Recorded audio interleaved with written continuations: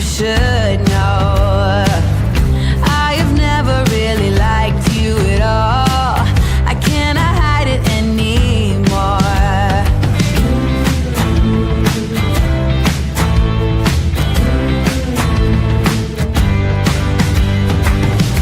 I've been thinking about the future, trying to forget about the past. So many ways that I could change for the better. Don't even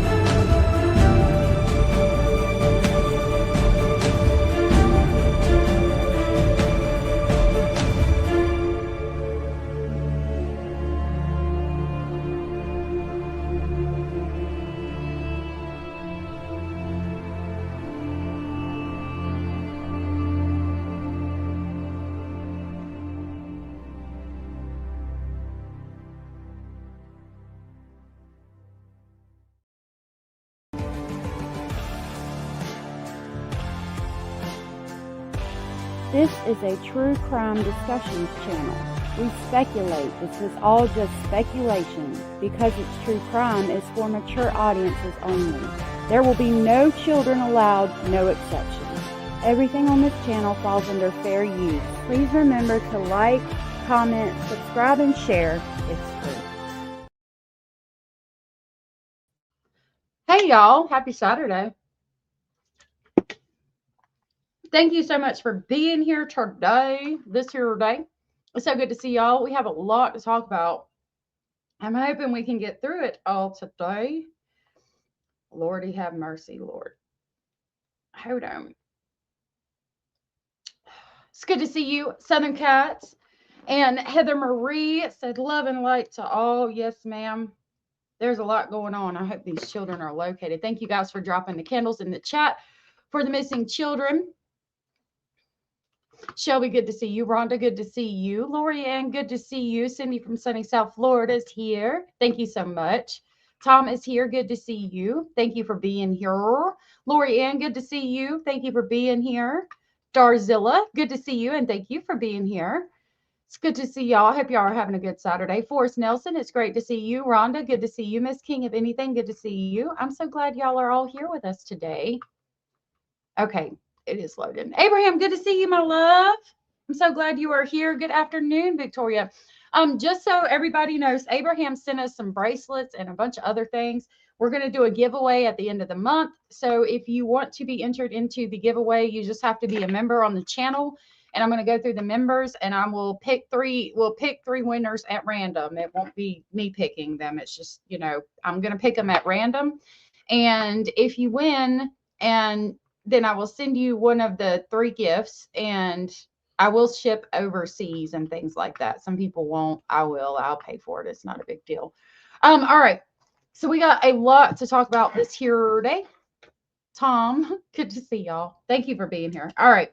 So we're going to talk about Sebastian Rogers. We're going to talk about RJ Davis, and we are going to talk about Jordan Cole. That case was crazy. Let me, we have a quick update in the RJ Davis case, and I'm just going to go ahead and share that with y'all real quick. So, you know, the other documents that we had with the RJ Davis case, we were missing that one charge. I've got them. I re-uploaded them onto my Patreon, and so you have a clearer image now of the charges. People have gotten them, and they've come out now, so there are clearer images of everything that those two sick fucks were charged with. Karen, good to see you. So I'm going to go ahead and pull that up, and we will talk about, you'll get to see the other charge, the one we did not have. It was a crimes against nature charge. So here's the document in its entirety. Lord have mercy. Hold on. Let me find that. There's several of them. Yep, this is going to be it. Okay, there we go. Let me pull it up now. This one needs to go. This one needs to get pulled up. Nope, stop trying to rearrange my computer. All right. So this is the Kimberly Cole document. We went over all of these charges extensively a couple of days ago, and they are on my Patreon if you want to see them. We had count 10, the crime against nature, which was a class 2 felony, and it read on or about the first day of January 2020 through the 31st day of December 2025. Committed the detestable and abominable crime against nature by having unnatural and carnal copulation by committing sex acts with a canine named Bear. This crime is punishable by imprisonment for up to 10 years. The second crimes against nature charge, a class 2 felony, reads on or about the first day of January 2020 through the 31st day of December 2025, did commit the detestable and abominable crime against nature by having unnatural carnal copulation by committing sexual acts with a canine named BB. So she copulated with two canines, one named Bear and one named BB. This nasty woman, let me pull her up so y'all can see her again.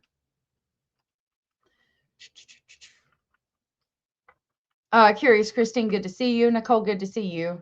Kept getting returned. Unalive or brain dead. Let me look that up. My email is allegedly speculating at gmail.com. Y'all were trying to tell me that, but I couldn't find anything on it because I did look into that. Somebody commented something about that, and I looked it up, but I couldn't find anything. So we'll see what we can find real quick. This is the woman that was having relations with her dog named Bear and a dog named BB, as we just found out.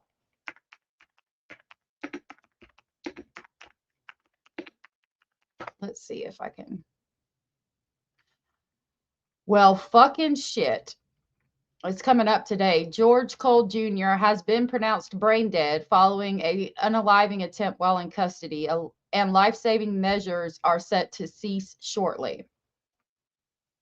Jesus. George, so this motherfucker is not going to answer for the crimes that he committed against RJ. This pisses me off. He's not in the jail because I pulled it up again. I pulled up where I had the pages saved, and this is what I'm seeing.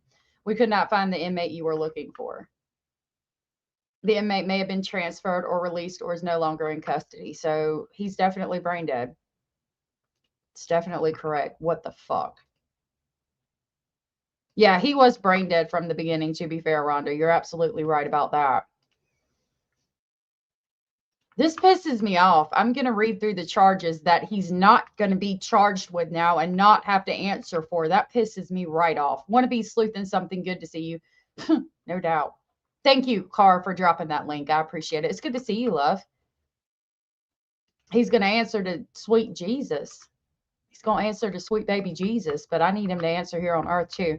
All right. George Franklin Cole Jr., 43, was arrested on multiple felony charges, including child abuse and child sex abuse after his stepson went missing. Following his initial court appearance, he attempted to self-delete in his jail cell, which led to his hospitalization and subsequent declaration of brain death by medical professionals.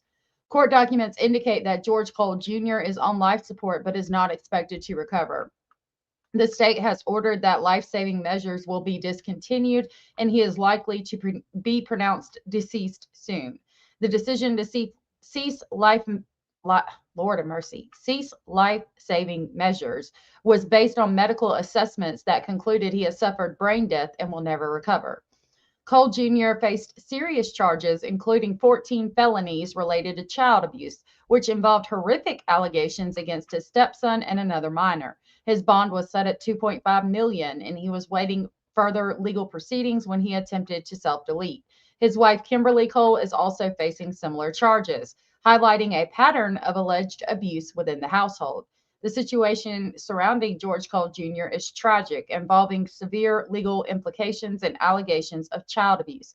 His current status as brain dead following a self-deletion attempt adds a complex layer to ongoing legal proceedings and the welfare of the children involved. The case has drawn significant attention due to the nature of the charges and the circumstances leading to his hospitalization. There's a picture of that motherfucker, but it's cut off.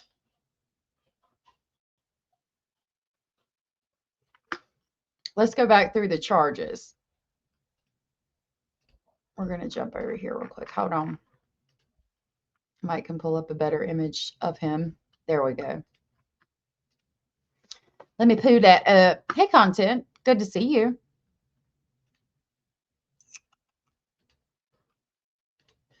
There he is. Stepdad charged in child abuse case is brain dead following self-deletion attempt in custody. Why didn't they have it to where he couldn't do that? Because now I'm really upset. Sally is here? Is Sally here? Sally's name might have got changed. Not yet. Not that I know of. Wait a minute. Oh, yeah, he is pronounced brain dead. Sorry, following a self-deletion attempt. Life-saving measures will be stopped shortly. This motherfucker. All right, let me open up the charges documents for him so we can go back through it, because these are the crimes that he is now not going to answer for here on this earth anyway. So George Franklin Cole Jr., hold on a minute. George Franklin Cole Jr. was charged with 14 counts. He had 8 counts of child abuse, 1 count of child sex abuse, 3 counts of child neglect, 1 count of pattern of criminal offenses, and 1 count of conspiracy. Count 1, child abuse, a class A3 felony, that on or about the first day of January 2020 through the 31st day of December 2025, he willfully and maliciously used unreasonable force against RJ, who was under the age of 18 at the time, by using zip ties and handcuffs to restrain RJ in their home overnight. Count 2, child abuse, class A3 felony. He did willfully and maliciously administer an electrical current with a taser on RJ, who was under the age of 18. Got to get these other documents pulled up. Miss Scorpio Rising, thank you for sharing your milestone with us. Miss Scorpio has been a member for 6 months. Thank you so much for the continued support. I really appreciate that. And thank you for sharing those hearts with us. I appreciate you spreading the love this here Saturday. Let me so much. Thank you for the continued support, and thank you for being amazing. Amazing! Amazing. Thank you so much for sharing that with us. Good to see you, Miss Scorpio Rising. Miss Scorpio said, I'm really good. I hope everybody else is exceptionally well. Yes, I second that.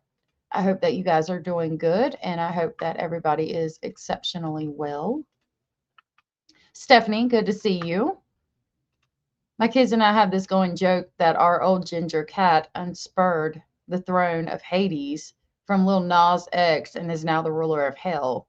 He punishes all the bad people. I need him to punish Mr. George Franklin Cole Jr. Oh, that was Wanna Be Sleuthin' something. Good to see you too, Stephanie Garrett. That's funny, Wanna Be Sleuthin'.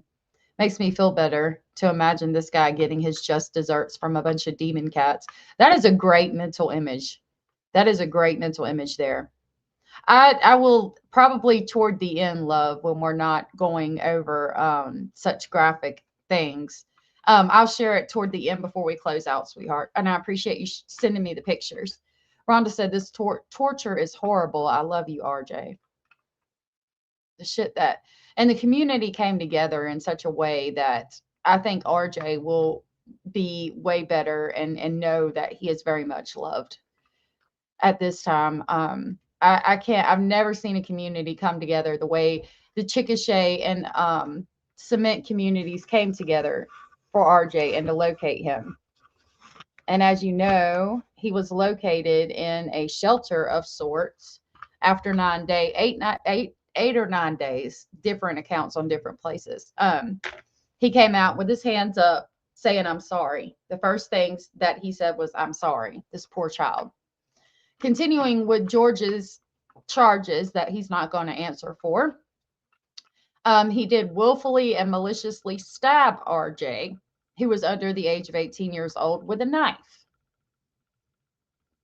Count 4 is a child abuse. He willfully and maliciously forced RJ to eat Louisiana hot sauce as a punishment. Count 5, child abuse. He willfully and maliciously slammed RJ's head into a pickup truck. Count 6 is child abuse, a class A3 felony. He willfully and maliciously administered an electrical current with a taser on RJ in Chickasha, Oklahoma. That was so important because Chickasha is where the hotel is that RJ went missing from. And we think that allegedly they went there every Friday to take showers. Carr said, now that George is getting off life support, RJ's auntie needs to come the fuck clean about how exactly she knew they did what they did to RJ. There's no reason to be afraid anymore. Exactly. Boom, boom, boom, bam. She shouldn't have been afraid after they were put in jail, but she needed to say something way before now. I'm only over here sick with something, no clue what, while having hot flashes from hell.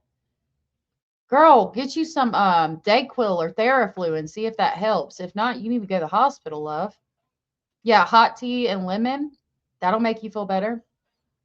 Allegedly, they were at the hotel to take showers because I've heard that one account said that in the camper there was too many people. Another account said that there was no running water at the camper. So allegedly they went there every Friday to take showers. Count 7 is child abuse. Willfully and maliciously striked RJ, who was under the age of 18 years old, with a fucking nightstick. Count 8 is child abuse. He willfully and maliciously used a cattle probe on RJ, who was under the age of 18, and caused RJ to lose a fucking tooth. They beat the shit out of this child. For what? A 12-year-old little boy. For what? Good Lord. Thank you so much, Miss Scorpio Rising, for the super sticker. I really appreciate that so very much. That was so very sweet and supportive of you. Wow. Thank you so very much. I want to see what it is. Hold on. Let me go to my live stream. I should have already had it up. Oh, it says you are amazing with the little pair dancing. You're amazing, Miss Scorpio. Thank you so much. That was so very sweet of you. Amazing. Thank you so much, Miss Scorpio. That was so sweet of you. I really appreciate that. Thank you so much for the support. I greatly appreciate that. Thank you. Thank you so much. Try to take some Dayquil, Nicole. And I'm sorry to hear that you're sick. Yay, Basil. Okay. Robitussin and Tylenol, cold and flu. Yeah, that helps too. Okay. Oh, I keep clicking on the wrong one. That shit pisses. It gets worse though. It just gets worse. Let me pull up number 3. We're on number 3. Nope. Might have put him out of order.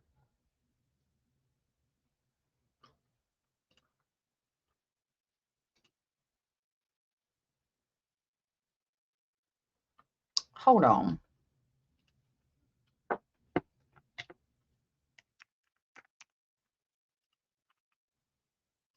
Hold on just a minute because there's more charges and I don't seem to have them.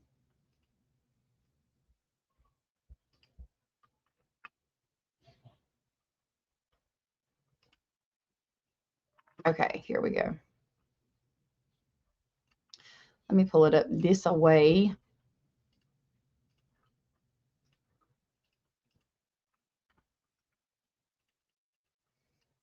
Okay, count 9 is child sex abuse. On or about the 1st day of January 2020 through the 31st day of December 2025, willfully and maliciously sexually abused victim 2, a minor child who was under the age of 16 years old, with lewd acts by requiring victim 2 to view pornographic videos depicting animals having relations with females. Now let's talk about that for just a second. Why do you think that he forced the female child to view videos of females having relations with animals?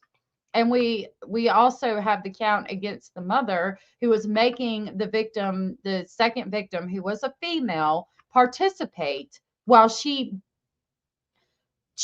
copulated with the fucking dog. While she was doing her bestiality bullshit, she forced this little girl to participate. And he's over here forcing this little girl to watch pornographic videos of bestiality. This shit. And he's not going to answer for any of it on this here earth anyway. He's not answering for a fucking thing that he did because he was able to take his life to an extent that he's brain dead now. Not going to answer for any of this.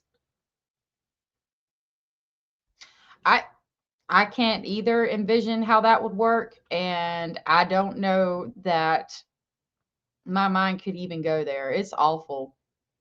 Yeah, have somebody bring you some stuff, like Curious Christine said. That would be good. Get an Uber. Oh my goodness. Hannah, thank you so much for gifting 10 Speculation Station memberships. Y'all are so sweet. Thank you so much. I really appreciate that. Those memberships went to Chuckle Eggs, Bubbles, Hex World, Kelticy, Joanne, Matt Octaven, Cece's mom, Wick Low, Candace, Wonder Woman. If you guys were gifted from Hannah and you are aware you were gifted, please tell Hannah thank you. And I'm going to go get the crazy train to pick y'all up on the way to Speculation Station. Thank you, Hannah. That was so sweet of you. I'm going off the rails on a crazy train. Thank you, Hannah. I'm going to get you an amazing too. Amazing. Thank you so much, Hannah. That was so sweet of you. Thank you so much. Hey, Beachfront Park, good to see you. Shauna, good to see you. Thank you for being here. Yes, yeah, that was so sweet. Miss Scorpio and Hannah, everybody being so sweet. Thank you. Cindy said, I'm dying to know what the source of the information for these charges. It's got to be digital coupled with confessions, in my honest opinion. I think RJ spoke about it, but yeah, they would need some digital evidence to back it up too. Maybe they've got both of the victims, the minor children, talking about it, and they admitted to this stuff, and their stories were pretty much the same. Okay, child neglect. He maliciously and neglected RJ by not providing the appropriate education. Child neglect, B1 felony. Victim 2 did not provide the appropriate education for victim 2. Child neglect, B1 felony. Did not provide RJ with proper supervision.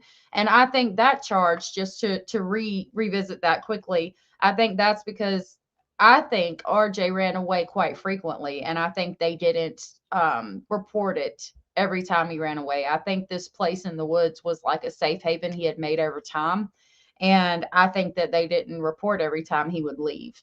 And so therefore the state charged them with lack of supervision because you don't know where your child is for an extended period of time, and you don't even call anybody to try to make sure he's okay. It's really dangerous for children to be missing like that. And thank God he was found okay. I mean, because again, he was out there for 8 or 9 days in freezing fucking temperatures with no fucking food in the woods alone at night. And he felt safer there than he did in his house. And this is why. And it's a bunch of bullshit. I'm so fucking pissed off he's not going to answer for this at all. And then he's got pattern of criminal offenses. Basically, he committed 2 or more criminal offenses that are part of the same plan, scheme, or adventure. So he might have, with RJ, had him zip tied and then also hit him with a taser.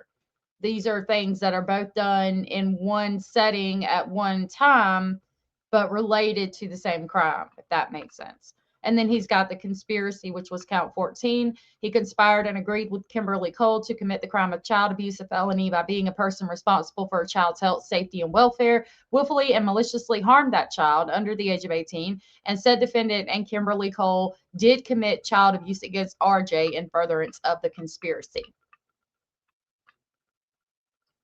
I want to see that one charge that she had that involved victim 2. This one. This is Kimberly Cole's. I wanted to get a better reading of that.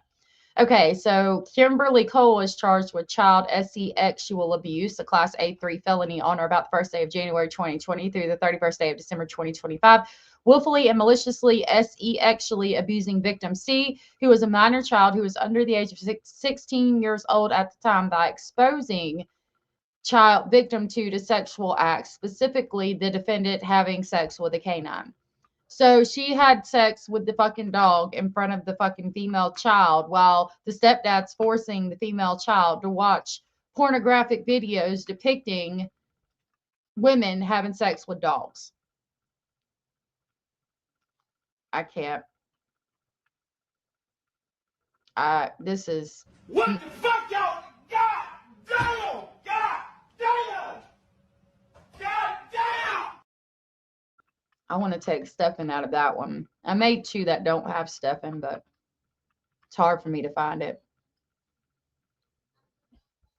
Yep, there was the conspiracy charge. Yep. Forrest said, I hope they have some proof against her because I just can't imagine. Oh, I can just imagine the quote, he made me do it all card being played now. Yeah, and she probably will. He made me do it.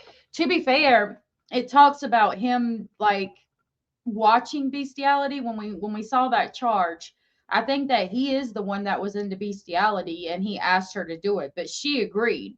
She exposed those children to that. It's also the child abuse that RJ suffered, being fucking zip tied or handcuffed to the fucking shower curtain rod in their fucking room like this in that camper, and being tased, stabbed with a fucking knife, hit with a cattle prod till he lost a tooth. All of these things. Even if she says he made me do the bestiality shit, I mean, I don't know. That's not going to work. A lot of the charges of like actually like the cattle prod and the taser and the stabbing, he is the one that's charged with it. I can definitely see her playing that. And that's probably exactly what's going to happen, because she's charged with child abuse by like zip tying him and participating in the bestiality. But he's the one that's specifically charged like with stabbing RJ, slamming his head in the truck, tasing him, hitting with the cattle prod. So that's probably exactly the road they're going to go down. But she's still not going to get out of jail. I think she's going away for a long time. Tom said on the right side, the state of Oklahoma won't have to give Georgie boy a free room and board for the rest of his life. That is true. They are so sick. So sick. Cindy said Stephen needs to stay on that clip, in my honest opinion, so we never forget what he did to Maddie. It's good. It's a good idea. I like your picture, love. That's why they charged her with conspiracy. That's a felony in 20 years. They stack charges in case they cannot prove all the charges. Yep. When he finds out the devil is a dog. Yeah. Won't be getting too far with that. All right. I got quite a bit to read on old Jordan Cole. So we're going to go ahead and jump over to X and pull up this report from Sebastian Rogers. Now, a lot of people have been talking about Sebastian Rogers and this report.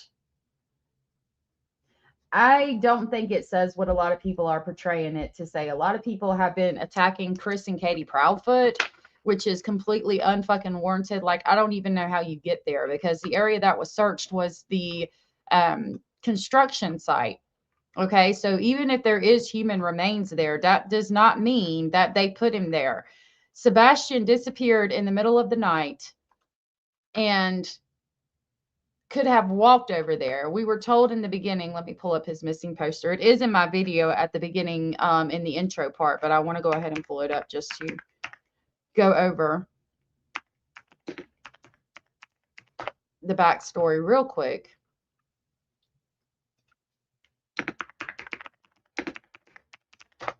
Parents have all been searched extensively and not found to have, I mean, I think if they had done something, they would be charged with a crime by now. He disappeared a day before Maddie. So this is his poster, missing and child, endangered missing Sebastian Wayne Drake Rogers, who was 15 at the time he went missing. He is a white male with brown eyes and brown hair. He was 5 foot 5 inches tall, and he did weigh 120 pounds. He was missing from Sumner County, Tennessee. The Sumner County Sheriff's Office issued an endangered child alert for Sebastian Wayne Drake Rogers. Sebastian was a 15-year-old white male, 5 foot 5 inches tall, 120 pounds. He is 16 now, and his weight and height have probably changed. He has brown hair and brown eyes. Sebastian was last seen on February 26th of 2024 in the area of Stafford Court in Hendersonville, Tennessee, wearing a black sweatshirt, black Adidas pants, and glasses. Sebastian has a medical condition that may impair his ability to return safely without assistance. If you have seen Sebastian or have information regarding his whereabouts, please contact the Sumner County Sheriff's Office at 615-451-3838 or TBI at 1-800-TBI-FIND. We're almost approaching 2 years that Sebastian has been missing. In the beginning, Katie said she went to bed that night. She was reading a book, laying on the couch, talked to Chris for about 3 hours or so, and Sebastian went to bed. She heard a thump.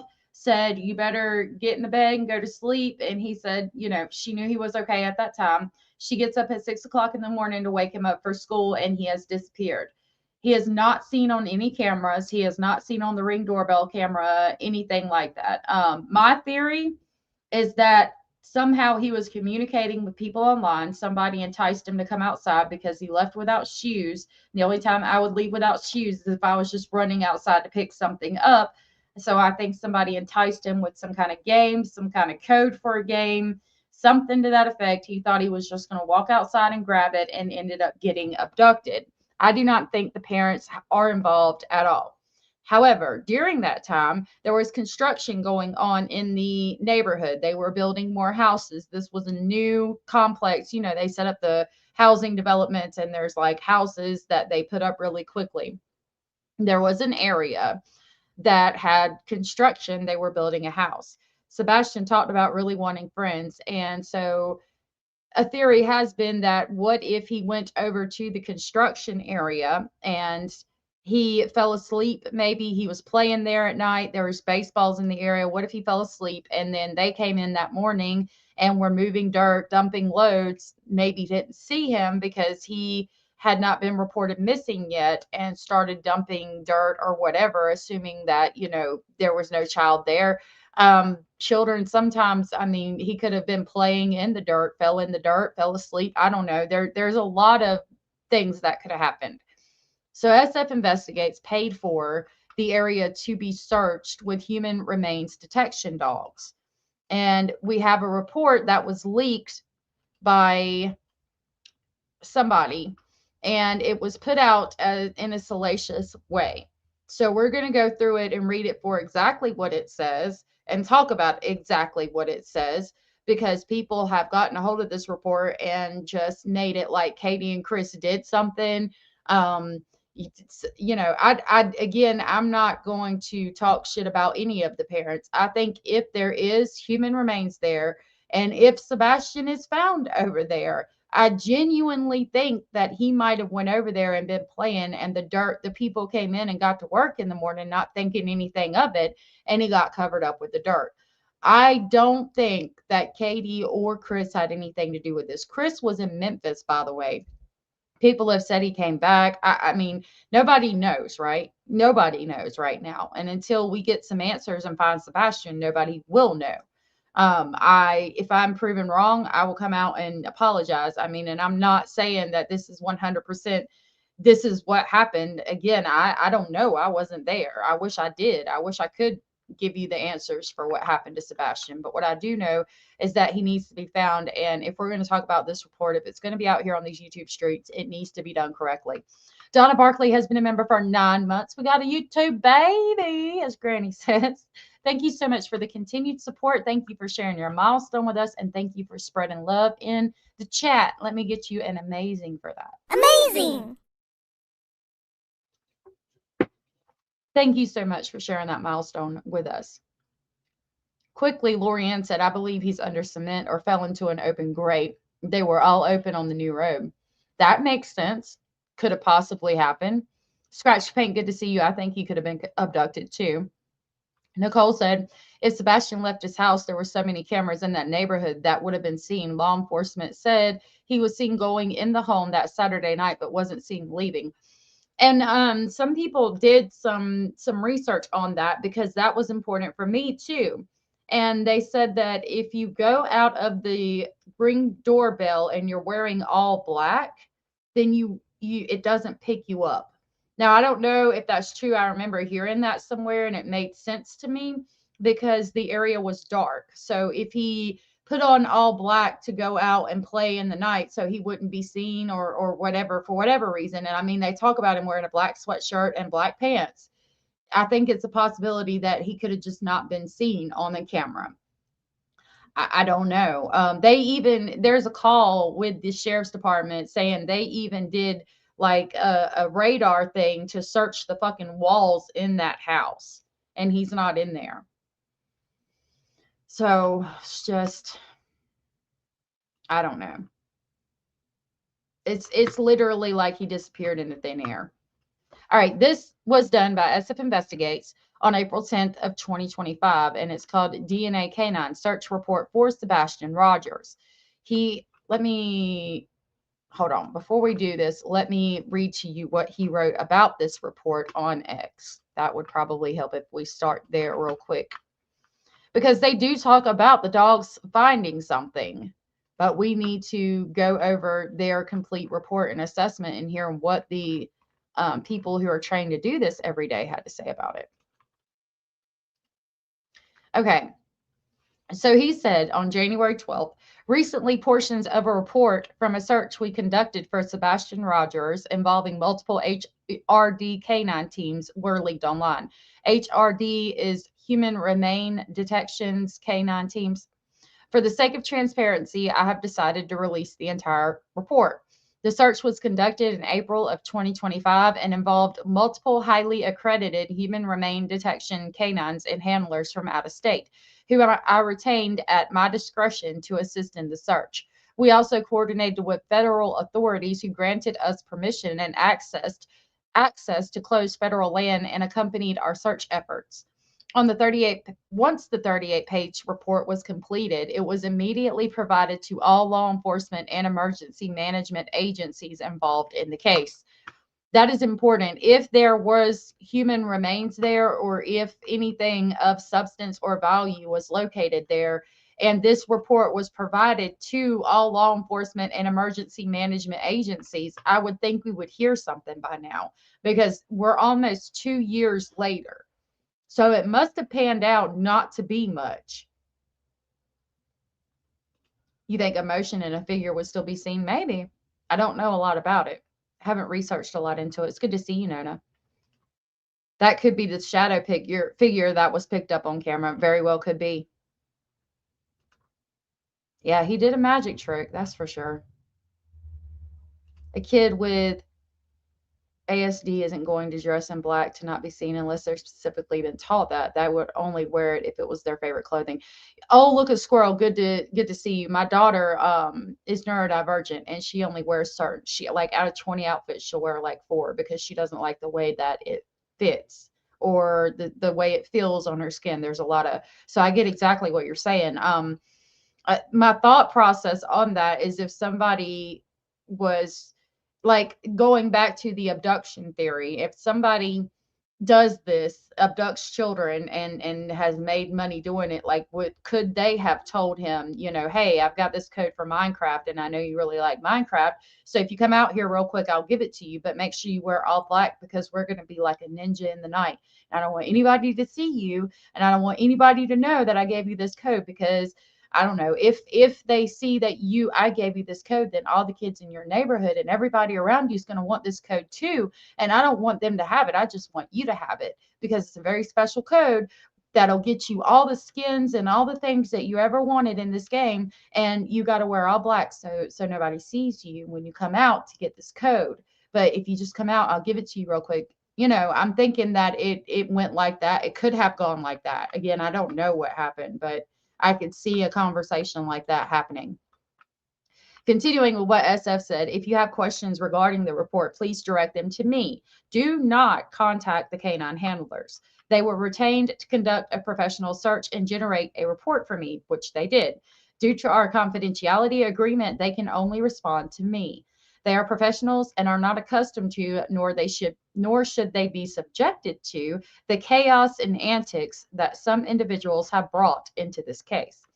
We have never stopped searching for Sebastian and never will. We have simply chosen not to publicly detail our ongoing efforts due to the actions of a small group of individuals whose behavior has caused harm and division in Sebastian's case. The full report is available at the Dropbox link attached. The only redactions made are the handlers' last names, phone numbers, and email addresses. While this information may be easy to find online, reposting it is not a flex or an act of investigation. It is a sign of disrespect and disregard for Sebastian and the professionals working to help bring him home. Now, my thought process in this is, a lot of people are putting this out and trying to say, oh, we've got the smoking gun and Chris did it and Katie did it and all this fucking shit. Please understand that this report was done in April of 2025. It has been turned over to law enforcement. If there was something of value, I think we would have heard about it. If Sebastian was indeed out there, I would think that the law enforcement would have gone out there and located him, and we would have answers as to what happened. So to me, obviously, whatever they found was not of evidentiary value. And again, even if they had found something, and even if Sebastian is out there and he is located later, it doesn't mean that any of the parents had anything to do with it. They have been searched by the TBI, the FBI, and all of the law enforcement agencies, and we're going on 2 years now. If the parents were involved, I really think we would have heard something. I really do. Hannah said, I hate this case because Sebastian was lost in his own case because of all the bullshit going on in his name. Yep. Bop, boom, boom, boom, bop, bam. Yep. No shoe or footprint around the area or track marks in their area. Yeah, you're right. And it's odd, like if he was to go out the window, there was no footprints in the mulch under his window. Like it's really insane how he disappeared. Hey, Rogue Rose, good to see you. Rambo. Like he's from New Orleans. He might be. Hey, Abellis, good to see you, my love. I'm glad you're here. All right. So this is the table of contents. And everywhere that they searched. So we're going to go through. I'm going to try to kind of do it quickly, but I want to do it with the utmost respect. So the date was April 12th and 13th of 2025. The human remains detection canines were Sven and Rambo. Requesting party was Steve Fisher. Objective to conduct a systematic human remains detection canine search across designated sites to identify potential human decomposition related odor remains and collect soil samples for chemical testing. Excuse me. They give us the coordinates, the longitude and latitude. Retention pond 1, the area was determined to be negative for human decomposition odor or remains. Retention pond 2 was also negative for human decomposition odor or remains. Retention pond 3 was negative. The construction site north of retention pond 3, that area was determined to be positive for human decomposition odor and potential remains. Manzer Creek was also determined to be positive for human decomposition odor and potential remains. Army Corps of Engineers, Old Hickory Dam Northeast, was determined to be positive for human decomposition odor.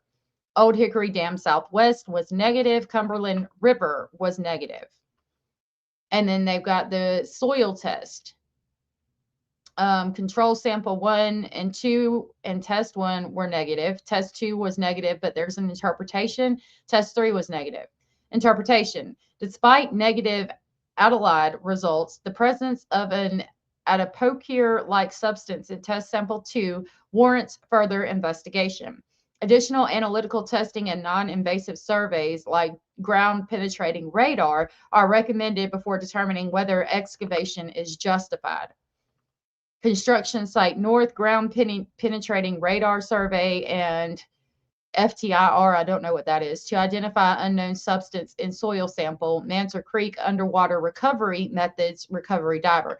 So this is what they are recommending. They are recommending taking ground penetrating radar out to the construction site and another test to identify the unknown substance in the soil sample that they got back after they had the soil sample tested. And again, that soil sample is going to be the soil that they determined was positive for human decomposition, remains, odors, and things like that. And they also recommended that an underwater recovery method or recovery diver check Manser Creek. And I think that's been done. I heard some things a while back about them taking ground penetrating radar to the construction site. Now that construction site now has a house on it. So I don't know if there was like some issues with that. I think they were trying to check the foundation, like under the foundation, but I don't remember what all came from that.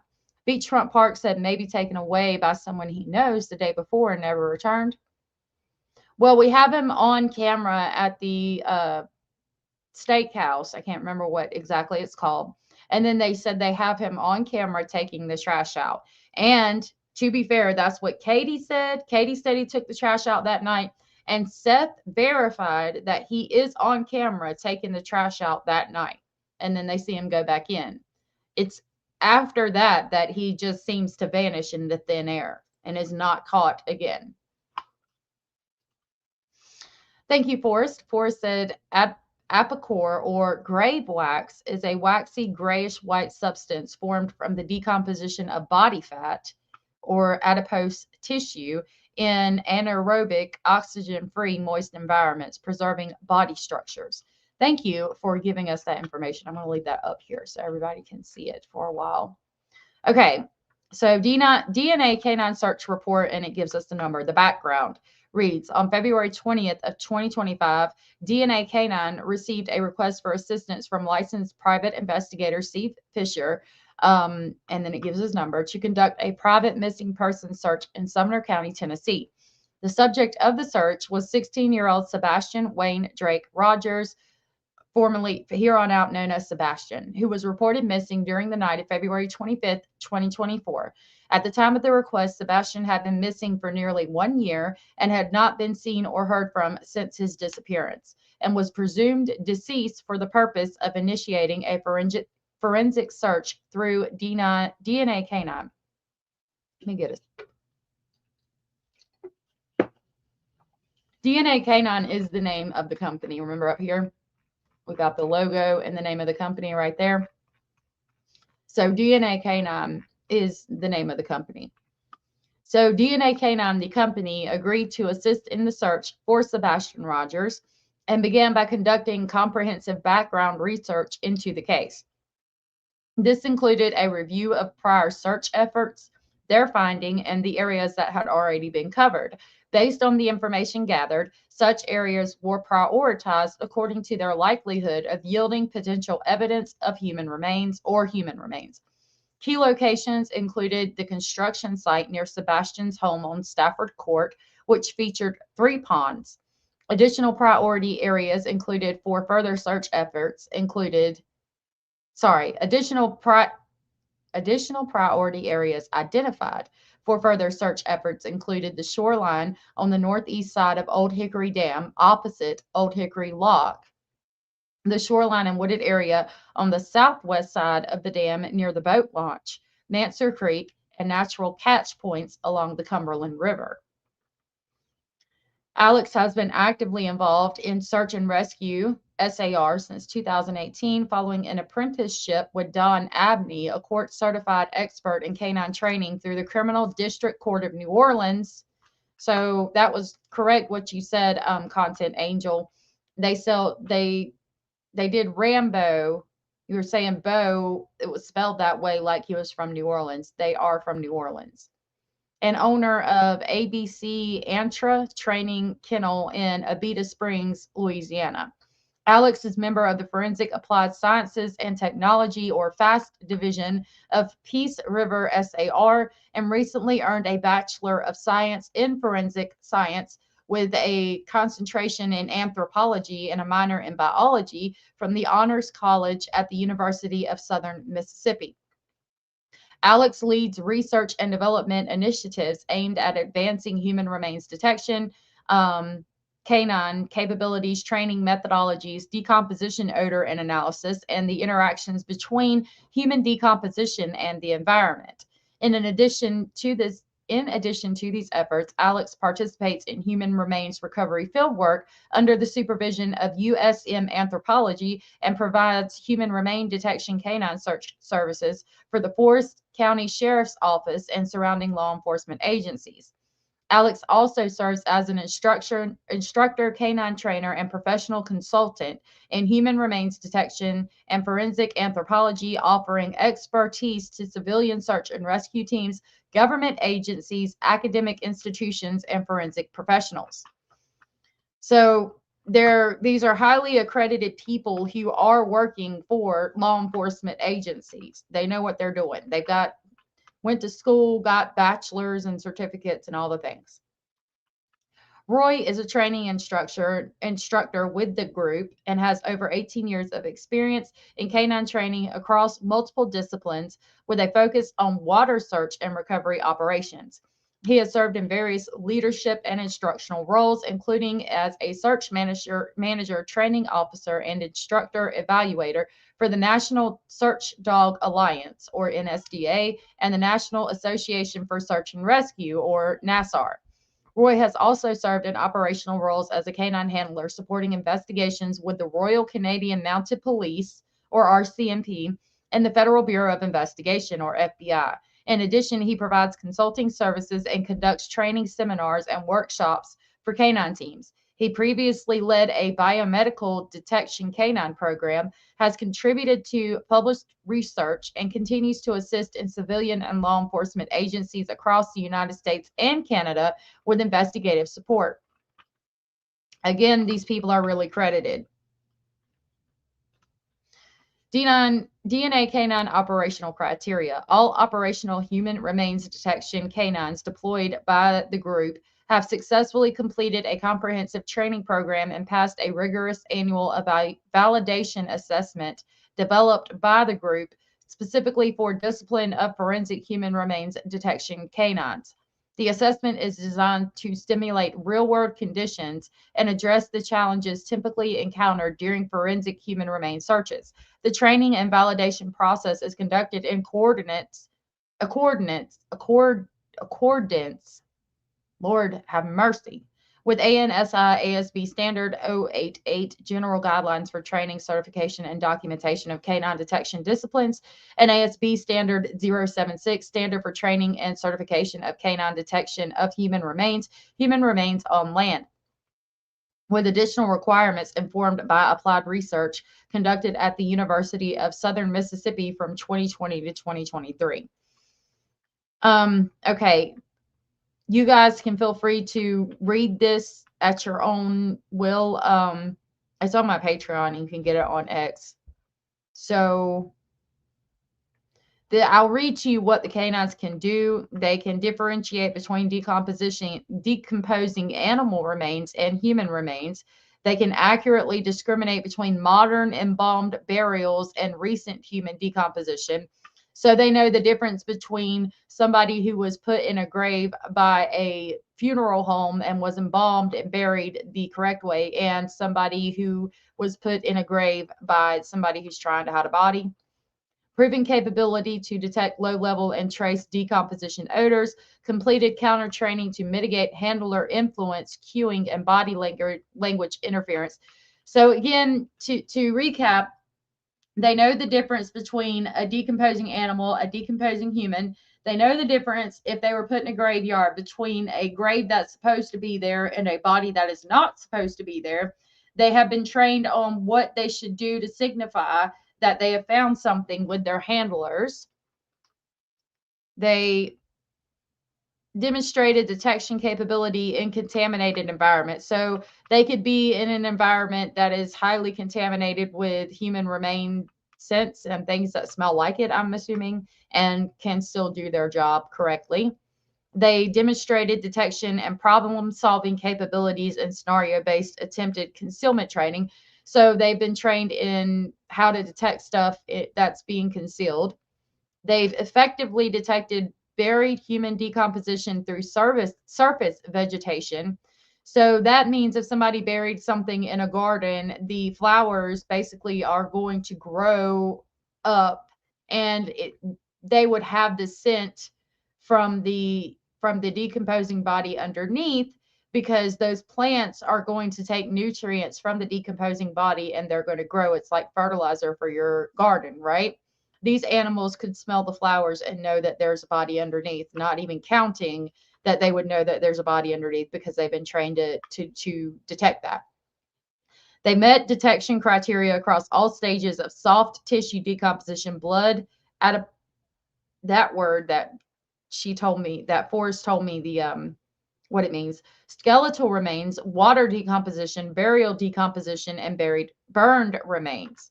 So they can detect decomposition of any type, even if they've been burned, even if they're in water, they've been buried, if they're skeletal at this point, if it's just soft tissue, all of that. Proven operational sustainability across diverse environments, including wilderness, elevated terrain, shorelines, buildings, and vehicles. So they can detect it anywhere, out in the wilderness, on a mountain, on a beach, in the water, in a building, in a car. Okay. Then it gives us information about Spin and Rambo. Okay, so here is the detail of what they did that day. Mrs. North, good to see you. I want to know specifically if Bobby Binoculars has any affiliation herself or her father with that development. I had a real epiphany earlier about a theory. I don't know. Bobby Binoculars has always been a little weird for me. We don't deserve dogs, Shelby. We really don't. Okay, so they met at an initial meeting location on Long Hollow Pike in Hendersonville. They arrived at 8 to meet with Steve and receive a briefing on the search details and discuss the strategy and objectives for the day's operations. Following the briefing, they accompanied Fisher to Laurel Park neighborhood and proceeded to the first designated search area, a retention pond located at the construction site on Willow Bend Drive. A cemetery was observed spanning the area to the north and east just beyond the retention pond. While human remain detection canines may detect odors associated with modern burials, the scent profile differs significantly from that of a natural surface or subsurface decomposition. The difference is due to the embalming and preparation processes used for modern burials, as well as the containment of remains within caskets and underground burial vaults. Consequently, this type of odor is not part of the training for DNI canines, human remain detection canines, and did not elicit an alert from human remain detection canine Spin. Okay, what that means is there is a graveyard in the area. So it is very important for the dogs to be able to tell the difference between what's in the graveyard and somebody that's buried in that area that's not supposed to be there, because then the dogs would be alerting that they smell human decomposition and it's coming from the graveyard, right?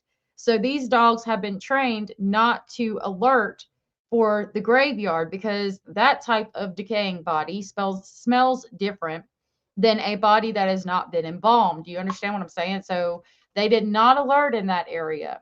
And if they did, you could say it, like people would question if it was a false positive because there is a cemetery there and they're saying that these dogs know the difference and did not alert. Spin didn't alert anyway. So Roy deployed human remain detection canine Spin to search for the odor of human decomposition around the perimeter of the retention pond, including the culvert, water's edge, and adjacent draining areas. He did not indicate the presence of human decomposition, and the area was determined to be negative at the time of the search. Number 2, retention pond 2. Following the completion of the search of retention pond 1 from Spin, Handler deployed Rambo to the search area east of Laurel Park neighborhood. This area included retention pond 2. No identifiable graves were observed in the immediate vicinity of the pond. The pond was bordered by an open field and a fence line that separated the cemeteries from the adjacent property.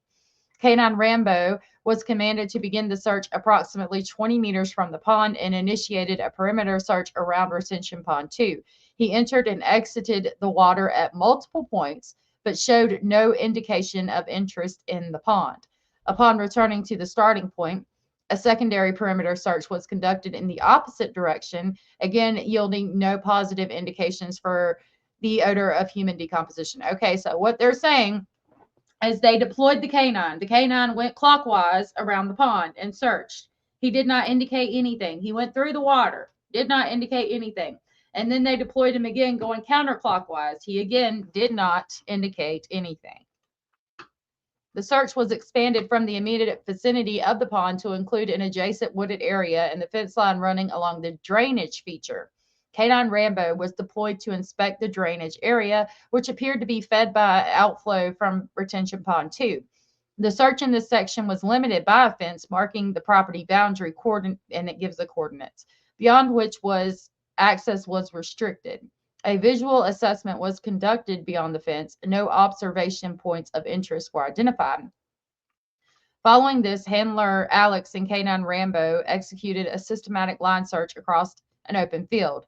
The search pattern proceeded north to south with approximately 2-meter spacing between passes, continuing until the team returned to the original point of entry.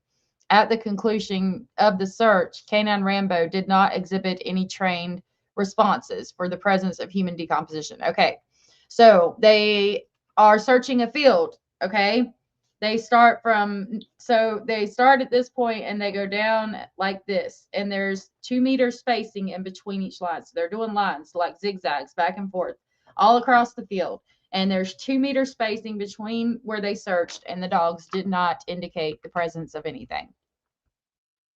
Following this, the handler and Rambo executed a systematic line search across the open field. The search pattern proceeded north to south with 2-meter spaces, continuing.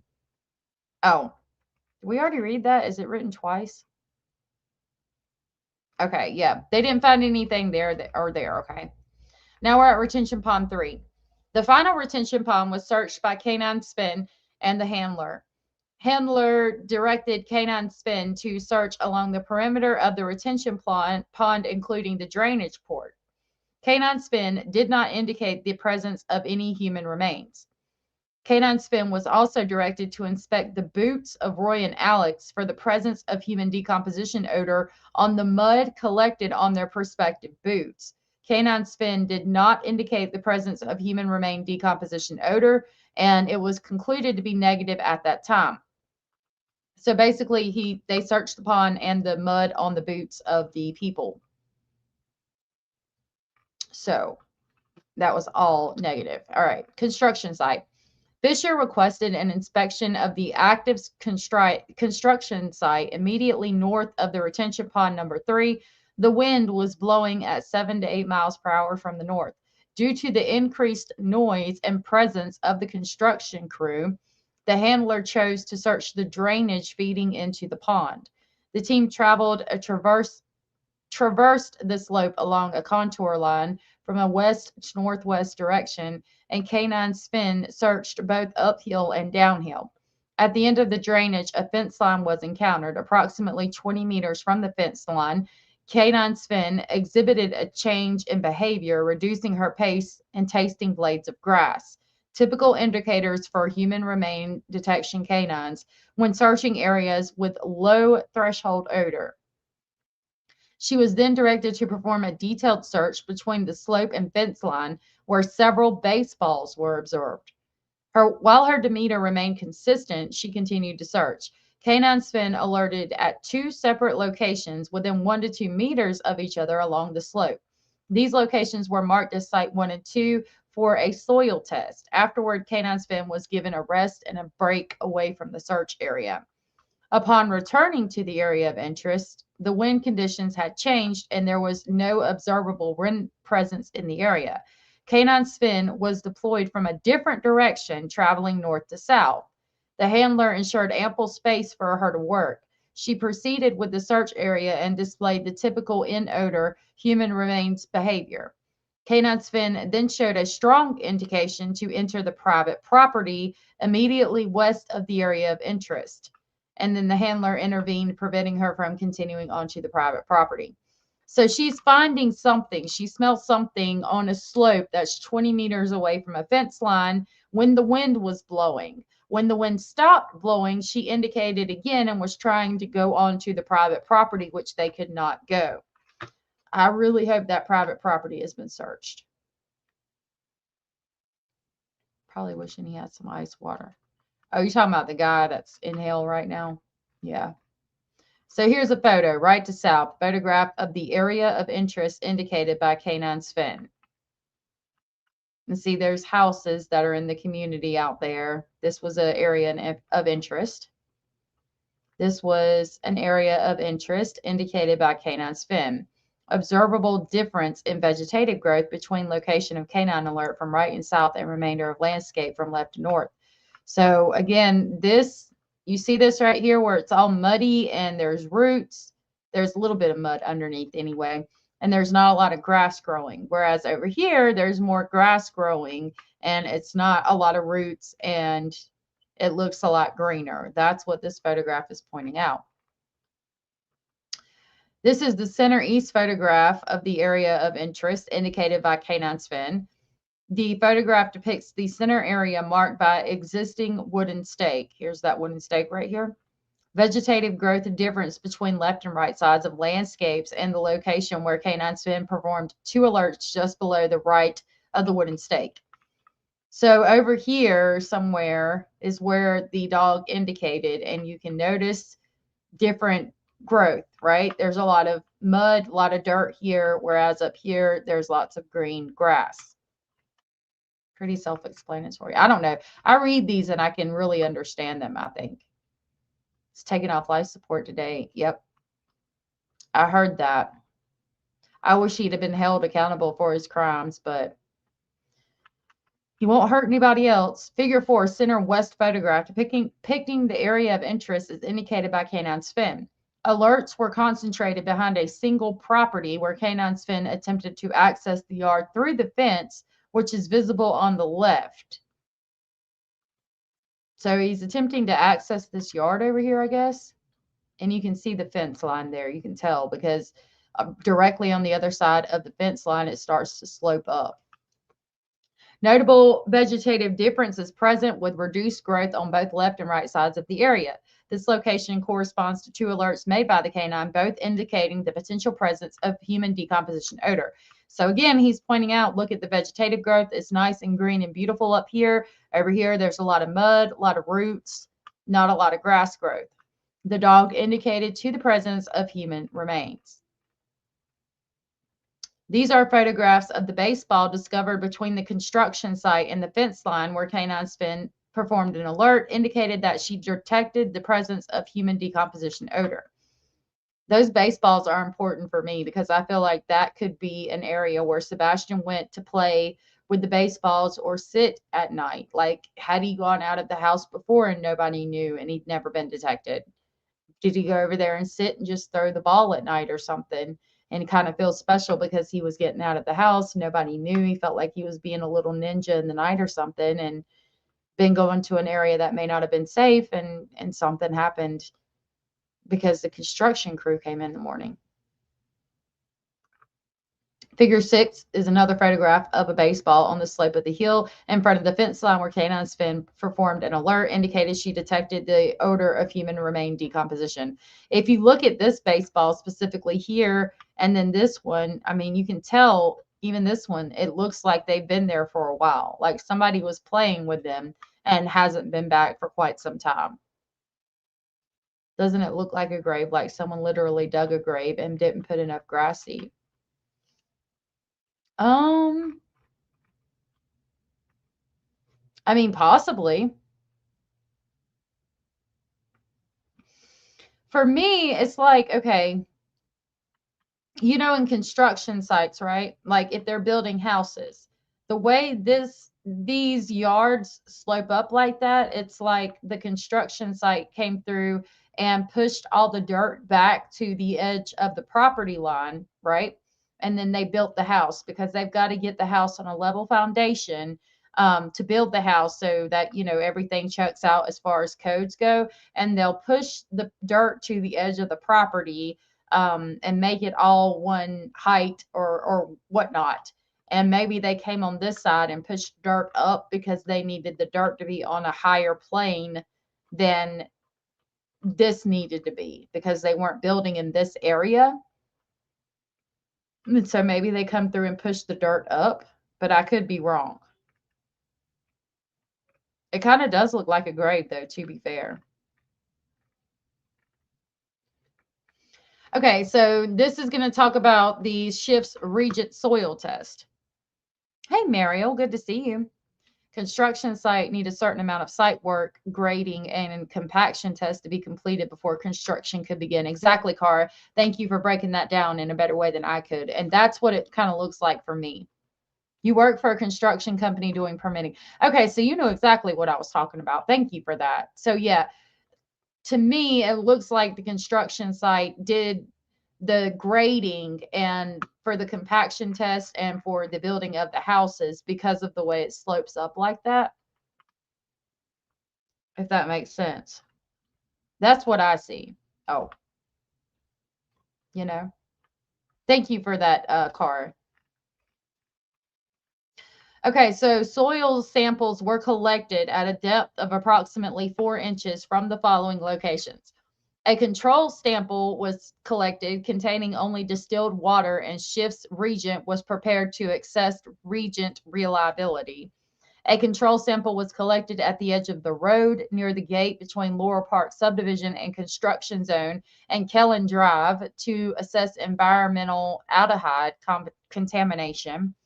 A test was collected on the hill between the construction zone and fence line where Canine Sven had performed an alert. A test sample was collected on a hill between the construction zone and fence line where Canine Sven had performed an alert. And a test sample was collected at the base of the hill next to the fence line where Canine Sven had attempted to cross. Schiff's reagent soil test. Schiff's reagent is a solution that will combine aldehydes to form a bright red product. 1. A small amount of soil to a test tube, less than 10 grams, I guess. 2. Add enough distilled water to create a water layer over the soil and then gently mix it. 3. Allow soil to settle for a few minutes. And then 4. Add 1 to 2 drops of Schiff's reagent. Water will turn red in 1 to 2 minutes if aldehydes are present, compared to a control sample. If multiple sites look for highest concentration of darkest red color. And there is a photo here. You can see on the bottom there is soil, and then there's distilled water, and this has that red on top, and the water is a little bit red. I'm assuming that's a positive reaction for the Schiff's. Okay, so soil test results. Soil samples were collected, processed, and analyzed following the procedures for the Schiff's reagent soil test, a colorimetric method used to visualize the presence of aldehydes in soil, which are byproducts of tissue decomposition. When the reagent comes into contact with a sample containing aldehydes, it activates the fuchsia dye, resulting in a characteristic magenta or pink coloration that indicates a positive reaction. Schiff's test does not distinguish between human and animal decomposition. A positive result suggests the likelihood of a decomposition event.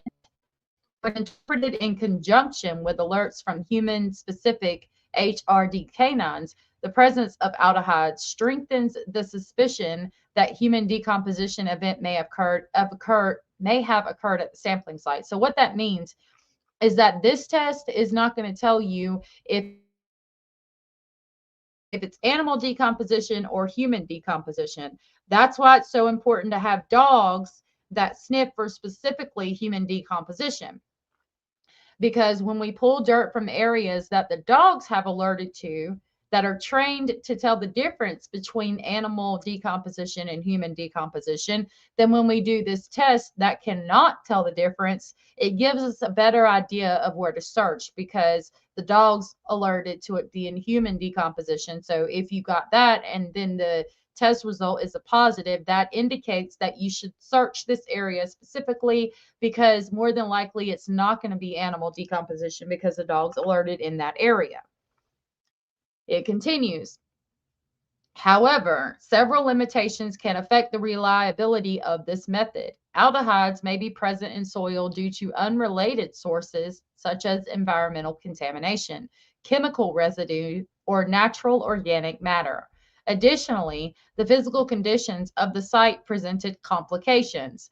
The sampling area was an active construction zone where soil had been repeatedly pushed, transported, mixed, and graded over time at varying depths, making it difficult to accurately isolate decomposition byproducts.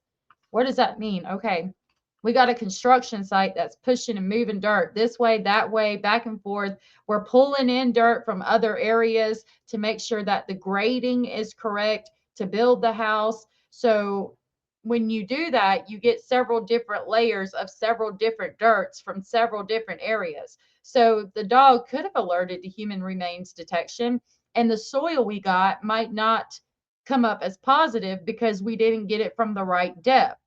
Or the dog could have alerted because it smells human remains detection. The human remains detection was the dog located or hit on it, right? But maybe that dirt was brought in from 2 states away, and 2 states away is where the actual body is buried that you're looking for, that the dog smelled the dirt from. But we have no idea where that would be, or how to differentiate between the two, because the dog, the dirt was brought in and we don't know what level. I mean, you could find out if you coordinated with the construction site and stuff like that, but that's what it's saying. All of these things could happen. There's a lot that it's not giving you saying, hey, the body's right here. There's a lot of varying factors in the environment. Carr said, I'd have to get a picture of the construction site and scroll in. If I can get the property address, I might be able to pull the permit for that municipality to see what was done to that property. It's on there. I will drop it in Discord because there was a video of the site and I think it gives the address. We have a public water, but everyone has a septic system. Do you think that's similar? It could be an environmental factor. I don't know. I mean, technically, that is human tissue decomposition. I don't know. I think that might be an organic byproduct, not necessarily tissue decomposition. Yeah, that would be interesting, Cara. I will drop it in Discord. Whose birthday? Oh, Cara, tell your husband we said happy birthday. Oh, that's awesome. I hope he has a happy birthday, love. All right, so he continues to address these limitations. 2 control tests were performed. The first control involved combining SIF's reagent with only distilled water to confirm that the reagent was functioning properly and would not yield a false positive result on its own. The second control consisted of a soil sample taken from a nearby area where the human remain detection canines showed no interest, to assist whether environmental aldehydes or contamination were present outside of the alert zone. Had this control sample reacted and turned pink, it would have indicated potential contamination from non-decomposition sources. Both control tests produced negative results, confirming that the reagent was reliable and that the negative control soil sample likely did not contain interfering sources of aldehydes. These results support the validity of any positive test reaction at the original sampling site. Okay. So they basically threw a couple of things in there that they knew should not indicate the presence of aldehydes. They did distilled water and they did dirt from an area that the dogs did not care about, had no interest in. And he's saying both of those were negative. So therefore, we know the test is correct. We know this test, if it locates on something, if it's positive, then we definitely need to check there, because we made sure that there was stuff in there that should not come up as positive, and it did not come up as positive. Carr said, what you were saying about the site work being brought in elsewhere is also correct. It would be really hard to tell where the dirt came from. The contractor would have to go back to the grading company, and then the grading company would have to go to their supplier and see where that site work fill came in from. Exactly. Yes, ma'am. And that would be hard to trace. Sorry, my nose is itching. Somebody's talking about me. So that's why, like, maybe the dog is alerting and it's like 4 layers down in the earth, but you're only getting the first 2 layers. And so it might not come up as positive, even though the dog alerted, or it's coming up as positive and you got it from the right area. But what if it's just a layer of dirt that was brought in from somewhere else, and that dirt was around a body that was decomposing that shouldn't be there, but the body's not at this site, it's at wherever the fill dirt came from. All of these things could cause issues. Orange Rose has been a member for 11 months. That is amazing. Almost a year. Yay. Orange Rose said, hi, I've been around but lurking. Blessings. Blessings to you, my love, too. And thank you for sharing that milestone with us. Thank you for the continued support. You are amazing. Thank you so much. Amazing! Thank you for being here and thank you for lurking. You do. You rock. I saw an article about a body that was buried and decomposed near a tree. The body had been there for years. The dog picked up on the scent in the leaves of the tree. Tom, yes, exactly. Boom, boom, boom, bop, bam. That's what he was referencing earlier when he said that the dogs had been trained to check vegetation. That's exactly what he's talking about, saying that these dogs can pick up on human remains in vegetation. The dog's picking up on the scent in the leaves of the tree. Exactly. Yes. Who went missing after a walk? She fell down an open grate. That's crazy to me. I've never heard about the grates being open on that road like that. That is something that probably needs to be checked. Okay.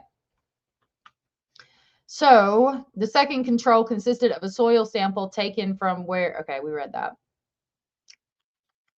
Results. All soil samples tested using Schiff's reagent yielded negative results with no color change indicative of aldehyde presence observed in either experimental or control samples. This suggests that under conditions of the test, no detectable levels of aldehyde commonly associated with tissue decomposition were present in that soil sample.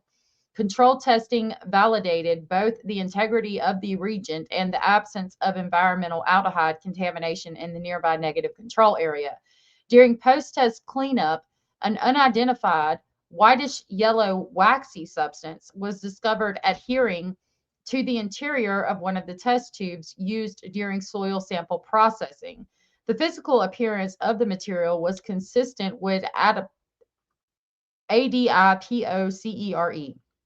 a waxy-like byproduct of decomposition resulting from the sponification of fatty tissues under specific environmental conditions. Although its morphology was suggestive, no confirmatory testing was performed on the site, and the substance could not be conclusively identified at the time of discovery. The material was contained, documented, and preserved for potential laboratory analysis.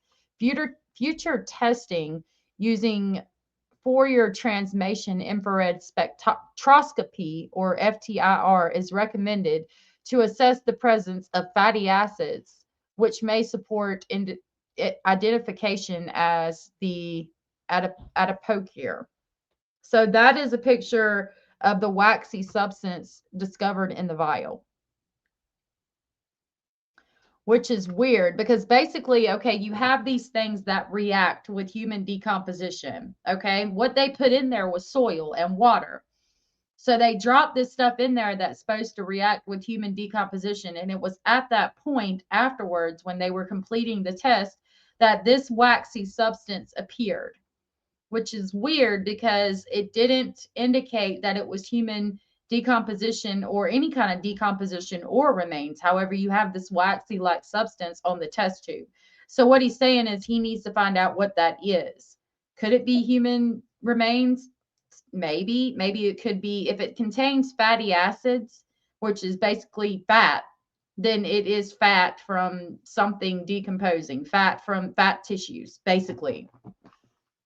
They want to check that and do some testing on it. And that's interesting that it popped up and all of the test results were negative. That looks like a drainage, not a sewer system.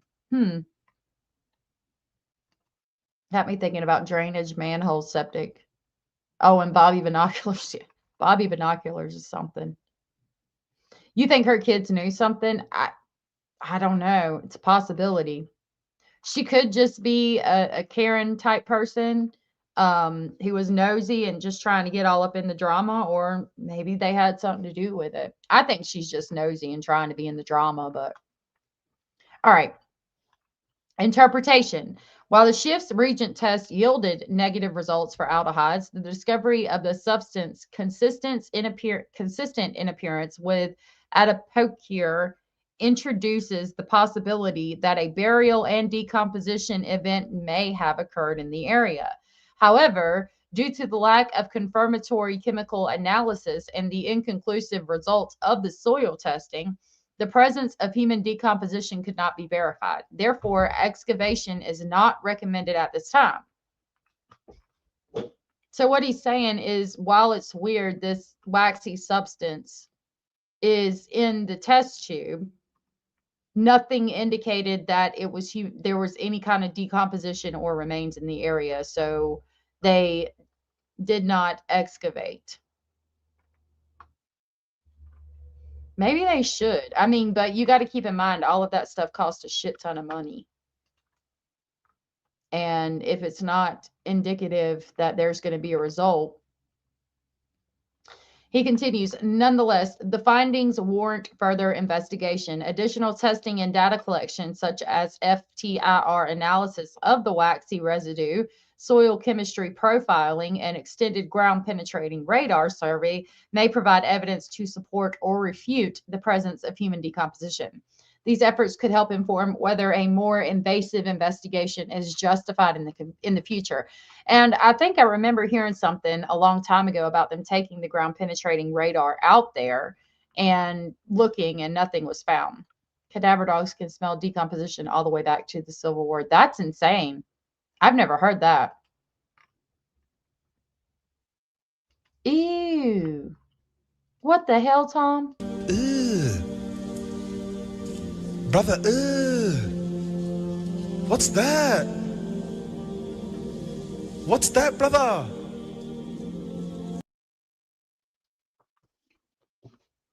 Tom.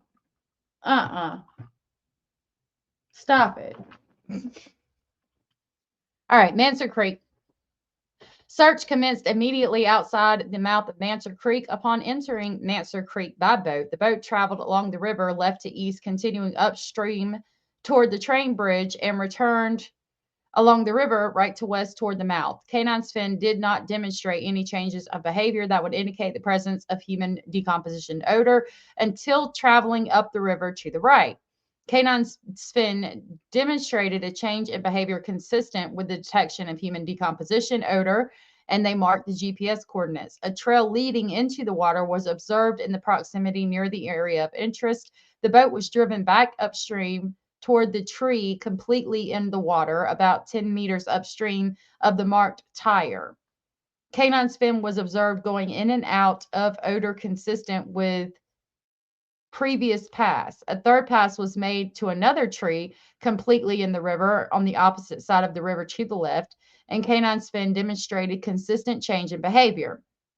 The area between the trail on the river right was determined to be an area of interest, recommended for further investigation with an ROV. So there is an area. Photograph of ROV at the site of interest in Mansard Creek. Sven performed an alert on the ROV after it's recovered from the water.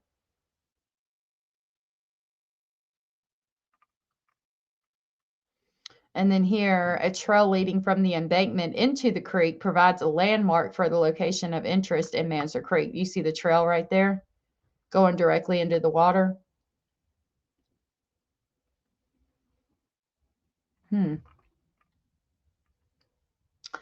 Then they searched the Army Corps of Engineer Old Hickory Dam near Power Plant Road in Hendersonville. Accompanied by Army Corps engineers Ranger and Fisher, the search area began at the end of the rock wall along the shoreline. He was directed to search all sections from the water's edge to approximately 50 meters inland. No behaviors indicative of human decomposition odor were observed until the team reached an area approximately 50 meters from the dam's restricted. At that time, the wind was steady from the south-southwest, approximately 2 miles per hour. From the top of the hillside, Canine Sven was drawn toward the lower sections near the water's edge. It was recommended that Fisher deploy the ROV for visual confirmation. During the ROV investigation, a canoe was observed lodged in the strainer above the dam with a group of vultures perched on logs next to the canoe. The vultures were observed consuming something, but the identity of it could not be determined. The Army Corps Engineer Ranger was made aware of this and attempted to take a closer inspection, but could not visually identify anything recognizable as human remains from a distance. The presence of human decomposition odor at that location may indicate a complex search environment. While canine Sven can detect the odor of human decomposition, pinpointing the precise source can be challenging when physical accessibility to the area is limited. That's really interesting. I wonder what was in that canoe that the vultures saw that they were eating. That's insane. So this is the search area above Old Hickory Dam where an ROV was deployed following a search by Canine Sven. And that's obviously a dam. Searched by Canine Sven. Look at that, y'all. Do you see them vultures and then you see the canoe sticking up right there? That's fucking weird, y'all. Look. Oh, it doesn't make it any clearer. What was in that canoe and what are they eating?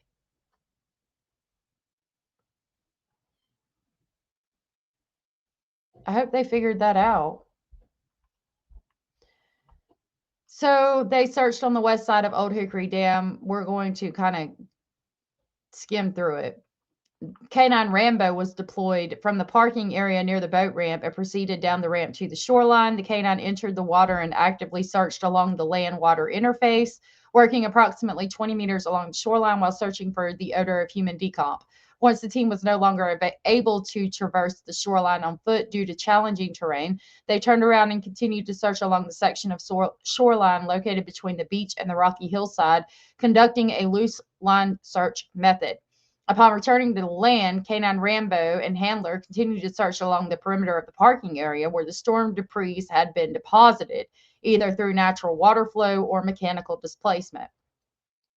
It progressed to the nearby hillside, which the team ascended, continuing their search along the ridgeline, and extended approximately 10 meters into the wooded area beyond which followed a gradual downward slope. While various indicators of recent human activity were observed, including articles of clothing, none were assessed as relevant based on their apparent condition, suggesting recent decomposition, and did not match any known items associated with Sebastian Rogers. As outlined in the pre-search briefing, at no point during this portion of the search did K9 Rambo exhibit or alert or demonstrate a change of behavior consistent with detection of human decomposition odor. So what that means is basically there's debris where the storm could have put it, where it could have flooded up, and that's just where it settled at the edge of the parking lot. And then in the woods there's shirts and clothes and socks and all the things, but nothing was anything that was reported to be worn by Sebastian. Upon returning to land, Rambo and Al they continued to search the, I think we read that, sorry. Following the completion of search efforts, K9 Rambo was returned to the vehicle for arrest. They continued with visual search operations along the man-made rocky shoreline near Old Hickory Lock and the nearby wooded area. During this continued investigation, multiple bones were discovered, including vertebrae.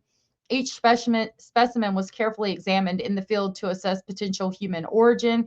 Based on morphological characteristics, the bones were determined to be non-human and were returned to the original location with the wooded area near the boat ramp. So these are deer bones. Look like deer bones to me. Additional bones, including several long bones identified as deer remains, a raccoon skull, were also located in the vicinity. Due to the unusual concentration of skeletal material, Alex conducted a detailed inspection of the area, carefully removing surface debris and stuff to expose and examine partially buried elements. No human remains were located, and all bones observed were determined to be non-human in origin. A targeted search was conducted along the west side of Manser Creek, directly below Old Hickory Dam, in response to a positive indication by certified human remain detection canine. Canine exhibited trained alert behavior over a specific area within the creek, prompting further investigation. Due to the aquatic or water environment and limited accessibility, a remotely operated vehicle or ROV was deployed to survey the indicated area. However, visibility was severely compromised by the highly turbid water conditions and the presence of loose sediment, which was easily disturbed during the underwater vehicle moving. These factors significantly limited real-time visual assessment during deployment. Despite these challenges, still images extracted from the ROV's video footage were reviewed and analyzed by Alex due to her specialization in forensic anthropology. Select stills have been included in this report, though no definitive human skeletal remain could be confirmed from the imagery alone. That depicts potential skeletal remains, but to be honest, that looks like a cow or a deer to me. What do you guys think?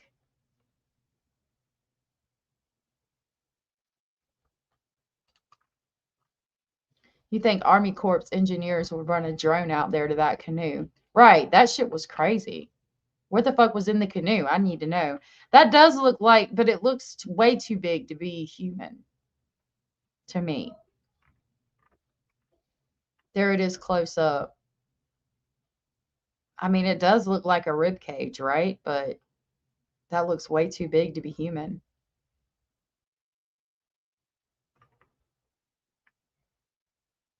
It's depicting the potential skeletal remains.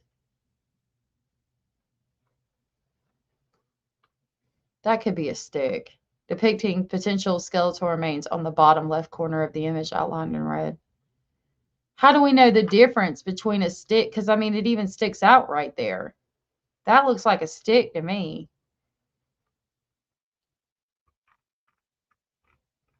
Now, that looks like a rib cage. Abso-fucking-lutely it does. But it looks too big to be human. It looks like a deer or a cow to me.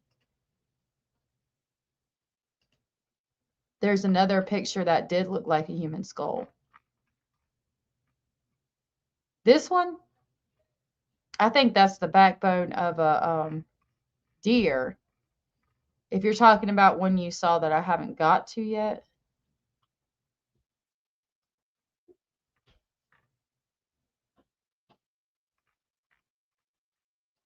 I don't see any more on here because we're almost done with it.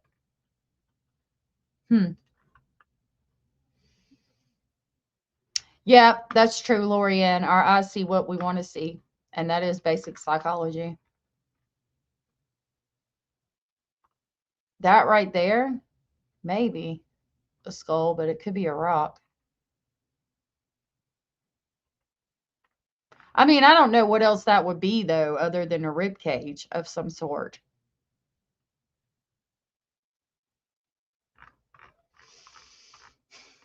Cumberland River. On Sunday, April 13th, 2025, approximately 6 hours were dedicated to a boat-based search along the Cumberland River. The operation began at 2:30, proceeding along the right of the river to the top of the Hills Island. The return route followed the river left, concluding in the evening at the boat launch located on the southwest side of Old Hickory Dam. Excuse me. Search efforts included multiple disembarkation points where both canine and human searchers investigated areas along the riverbank identified as potential catchment zones for debris accumulation. These locations were prioritized based on their likelihood of retaining materials following water flow and flood activity.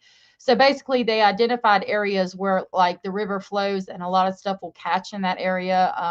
Think about big areas, like you know how they tell you to look at certain places if you're panning for gold.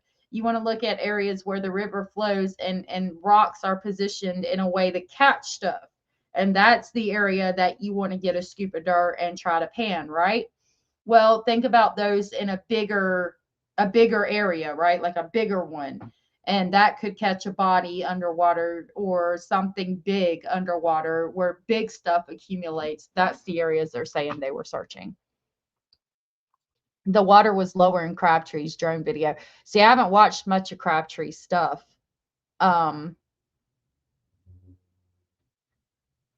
Has he gone out there and searched these areas? I bet he has.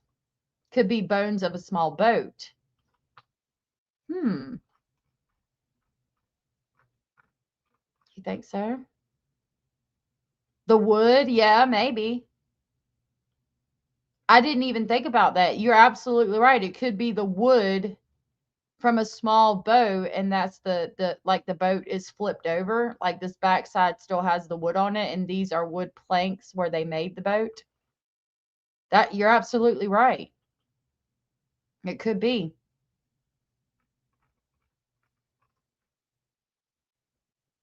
That looks like a stick to me, but I'm not trained in detecting these things. All right, last little area. Despite thorough coverage of these areas by both human remain detection canines and trained personnel, no human remains were recovered. Such conditions were significantly complicated by recent flooding, which had deposited extensive layers of mud and debris across the landscape. These conditions obscured the natural terrain and created substantial difficulty in visually identifying human skeletal remains. The potential for remains to be disarticulated, damaged, and particularly partially or fully embedded within sediment or vegetative matter further reduced visibility and detection reliability. Human skeletal material, particularly when weathered or fragmented, can easily blend into the surrounding environment, requiring a high level of attention and often specialized excavation or screening to detect. While no positive findings were made during this phase of the search, the environmental challenges observed should be considered in evaluating the likelihood of surface detection and in planning future recovery operations. So, I mean, this is like a tool to help, right? Like basically saying, here's what we found, here's where the dog's located, here's what they said. UACrimson time, good to see you. I'm almost done, or we're actually finishing it up right now.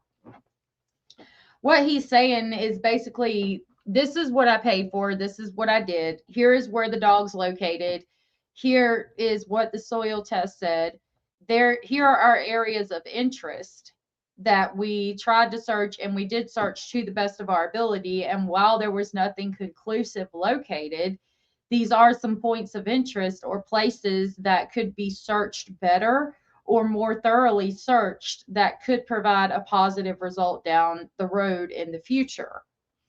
And I think if we have the capability to search like these areas of water where large things could accumulate, if there's a diver that could go down there and just make sure there's no skeletal remains or anything, that would be good. I don't think he's buried along that hillside or in that area where the dogs alerted at, because as I've explained, like you've got to think about grading with the construction site, dirt being brought in. While the dog could have alerted, the dirt could have come from a different area. And in this area, 2 states away where the construction site grabbed dirt from to bring to this construction site, maybe there is a dead body that the dog is smelling in the dirt that was brought to this site to help with grading that's fucking 4 feet down in the ground. This is not indicative of anybody doing anything to Sebastian, and it's not indicative of Sebastian being deceased. These are just tools to help along the road in places that could be more thoroughly searched. Did you realize the backyard that the dog showed interest in? Is it Bobby Binoculars? No, I don't know whose backyard that is. Whose backyard is that? Hold on, let me go back up. I did see the backyard because we were talking about, that's why we were talking about grading and the slope. Is Bobby Binoculars' backyard? No fucking shit. That's insane. But the soil test didn't indicate that there was anything back there, would be my first thought. Like if Bobby Binoculars Youngins did something with Sebastian and she is involved somehow, wouldn't the soil test be more positive or provide a positive result? Because he said the only thing they found in the Regency test was this that they want to look more into, which is interesting because it does look like human fatty tissue. but all the results were negative. Every dog has tried to get in her backyard. Interesting. So her backyard is the private area that on the other side of the fence that the dogs cannot go. Dun dun dun. Yes, I am. Yes, I am. But I can drop my link. I gotta run in a second to the restroom, but I'm gonna pull you up here and just we'll talk about it. Her backyard, yeah, Bobby Binoculars, the crazy bitch, crazy lady that comes on here and talks about all the things. There you go. There's my StreamYard link. She come on. Okay, so Bobby Binoculars she came on. She did an interview with JLR. Her children were out there running four-wheelers and trying to search the area right after Sebastian went missing. She was like, "Oh, my kids went out there on their side by side, their four-wheeler, and they were helping people search for Sebastian." She's been kind of suspect from the beginning. Hey, UA, good to see you. Hey, hey. Yeah, so the thing that was the most interesting to me was the fact, like I said, every dog has tried to get in that backyard. Even the dog that Max, from the first dog that arrived at on scene, I guess, to start searching for Sebastian. Max was a live tracking dog. So what he does is like follows ground disturbance. And Max went up to that same area in the fence line because there was a partition that separated, like a black construction partition that separated the construction area from the backyards. Max showed interest in the partition at Bobby's backyard before he then took off in the direction and jumped into the retention pond. At 8:30 in the morning, there's also video of the scent specific dog that was scented to Sebastian. That dog left from the Proudfoot's home and then went out the front door, like basically, so if you go out the front door, take a left, which would have been passing right back in front of like Sebastian's window, and then kind of like hug the Proudfoot's home along the backyard fence line, and then go up towards in between the houses. It went in between the houses. You can see on the 10:30 Kellen Lane footage, the dog that scented to Sebastian literally following in the same direction and attempting to enter Bobby's backyard, nose to the ground, tracking, and then it lifts his head up because as the two handlers approach from around the corner of a like backyard we'll call it like a she shed type area of the neighbors' houses, which is on 1034 Kellen Lane. They come around the corner and they see the dog starting to enter that backyard area. They call, I guess there's no sound, but you see the dog pause, look up at them, and then return towards the direction of the handlers, and then it attempts to double back to Bobby's backyard, and the same thing happens again before it then takes off in the direction of the construction zone area and also goes to the retention pond. The fact that you have a dog a year and 2 months later also showing interest in the backyard of Bobby is very unusual. I mean, I think it's very unusual. It doesn't mean that, you know, these dogs obviously are following, they're human remains detection dogs. They're not scented to Sebastian. So they're just detecting, the presence of and picking up on the presence and odor of decomp. But I think it is very interesting that they all the dogs that were first on the scene and that were one of the, like I said, the dog that was first on the scene and scented to Sebastian all tried to go in Bobby's backyard. That is insane. I don't understand why they were that dog appeared to be called off from that. If because there is video when you slow down the video from 1030 Kellen Lane, if you can see like people on horseback going through Bobby's backyard as well. The police officers that were there on horseback, or search and rescue there on horseback. But yeah, this is a lot of people gave the Proudfoots and SF because SF is retained by the Proudfoots on behalf of Sebastian. People would say like they're not searching for Sebastian. They're, this also shows that things are being done. They're just not being done out in the open and behind, like they're being done behind the scenes. Yeah, I was trying to pull up a map. We do have this map that shows Kellen Lane over here, and Sebastian lived on Stafford Court. What what I'm thinking about.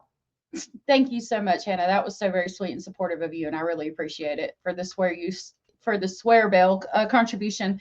So thinking about it being Bobby binoculars, and you're saying that like several dogs, even right after the very beginning, The very first two search- dogs, on scene, that like both, you can see it from the 1030 Kellen Lane footage. Mhm. Yeah. Those went there, and then there's been a couple since then, and then we got the human remains detection dog trying to go there, and I'm thinking about specifically Bobby binoculars, the video that SF put out that shows children in the dark, and then he said Right. somebody's searching for a dog. Wasn't that Bobby's kids, or was that the That's roommate? That's Bobby's kid. Those are Bobby's kids. You can also like, they said that he was there.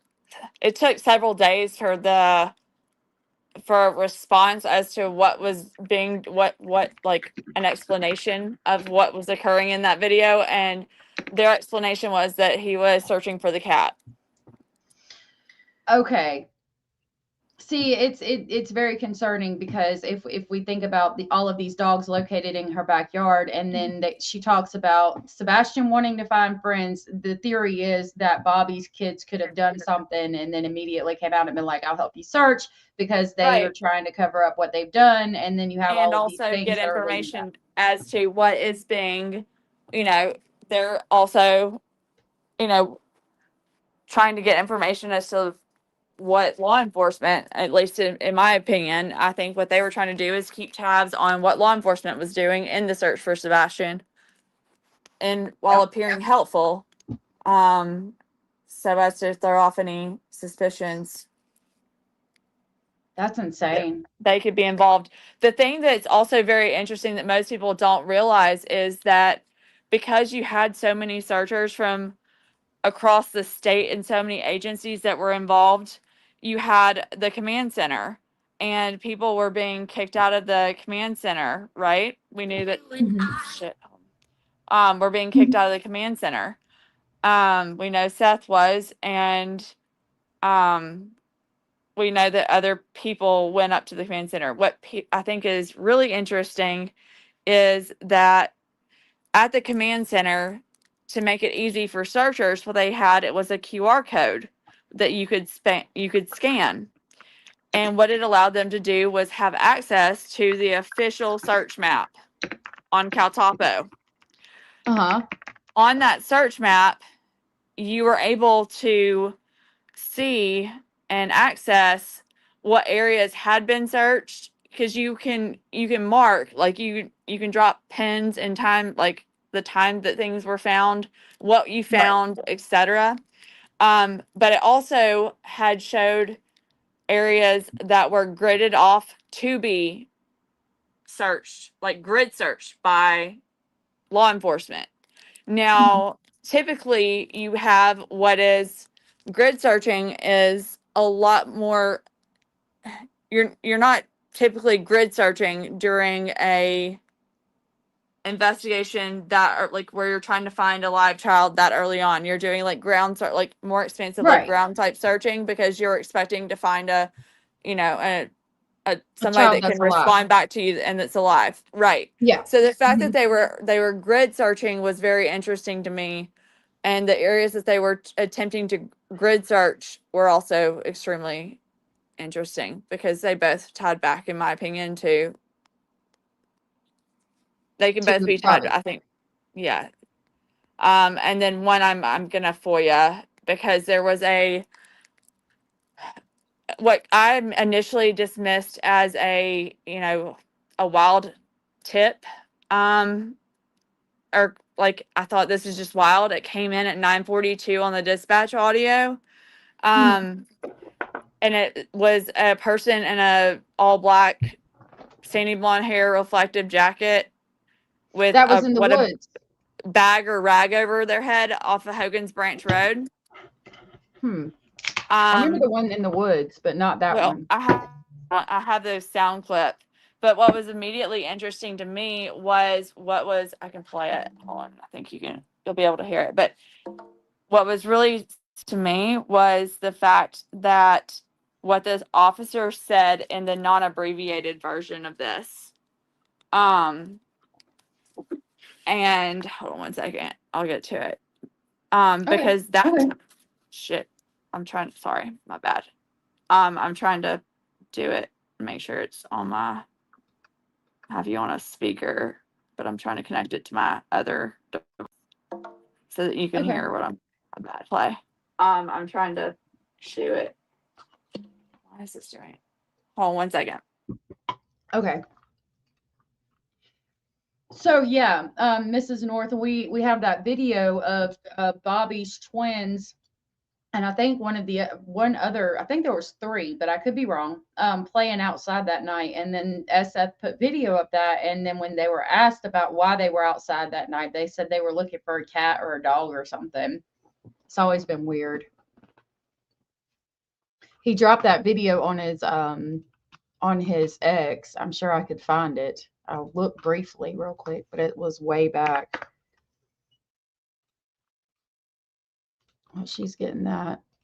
Okay, this is just like a 27 seconds. I think it should play through.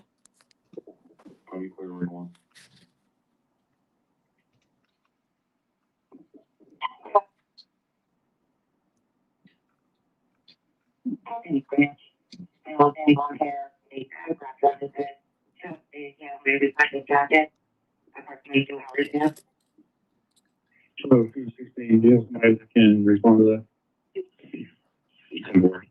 I was open subject last night. Blonde, reflective jacket, these toys. And yeah. So what's interesting to me about that is you have someone who's on the dispatch audio on Sumner County that at that point in time at 9:42 would have been either affiliated with Sumner County EMA or Sumner County Sheriff's Department that says, I was with that subject last night. He's in his 20s, repeats back the description and says he's in his 20s. What piqued my interest about that is how would that person know he's the age of the person Yeah. without having had probable cause to get his attention and stop that person to get an ID or, Yeah. Yeah, he wouldn't just to me automatically that know says that. there was something like if he was working that night and let's say he was on patrol driving in the area of Hogan and driving along Hogan's Branch Road, there was something about that individual that caught his attention to where he needed to make contact with that subject in order to determine his age and would have used ID or something along those lines to determine his age. Right. So if we're going to go with that, and they were looking into him and looking into his age and asking him for whatever reason for that information, then law enforcement would have probably already looked into that individual, and Well, it could that's be why there Bobby's. was this. That's the reason why I believe there was a ground search of Hogan's Branch Road.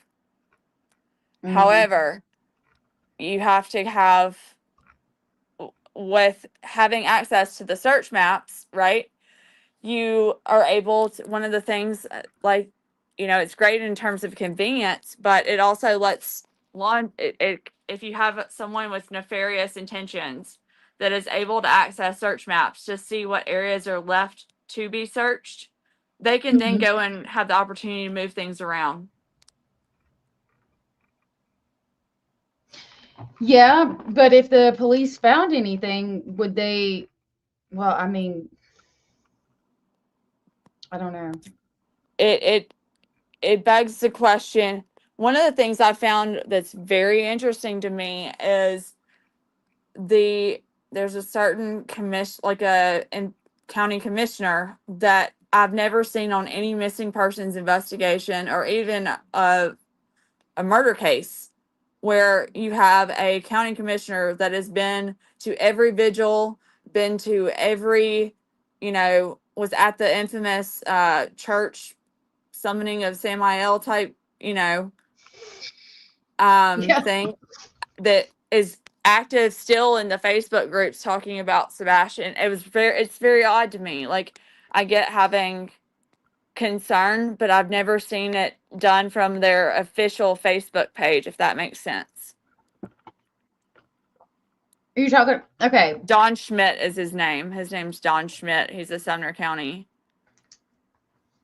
So he's at the summoning of Samael, but not Yeah. promoting. He spoke at that Sebastian. one. He spoke at that one. Sorry, I Yeah. got sidetracked. That is interesting. And he never posted about Sebastian at all. He posts about Sebastian a lot from his official, like, Don Schmidt, Sumner County Facebook stuff. Like, this is really. Sorry. Hold on. My bad. I didn't mean to put volume to it. I found that real quick looking in for the pictures of Bobby. I don't know exactly where they're at. I'll put that up while we talk. So he's posted from his official page and spoke at the thing, but he's not conducting searches. I apologize. I got sidetracked.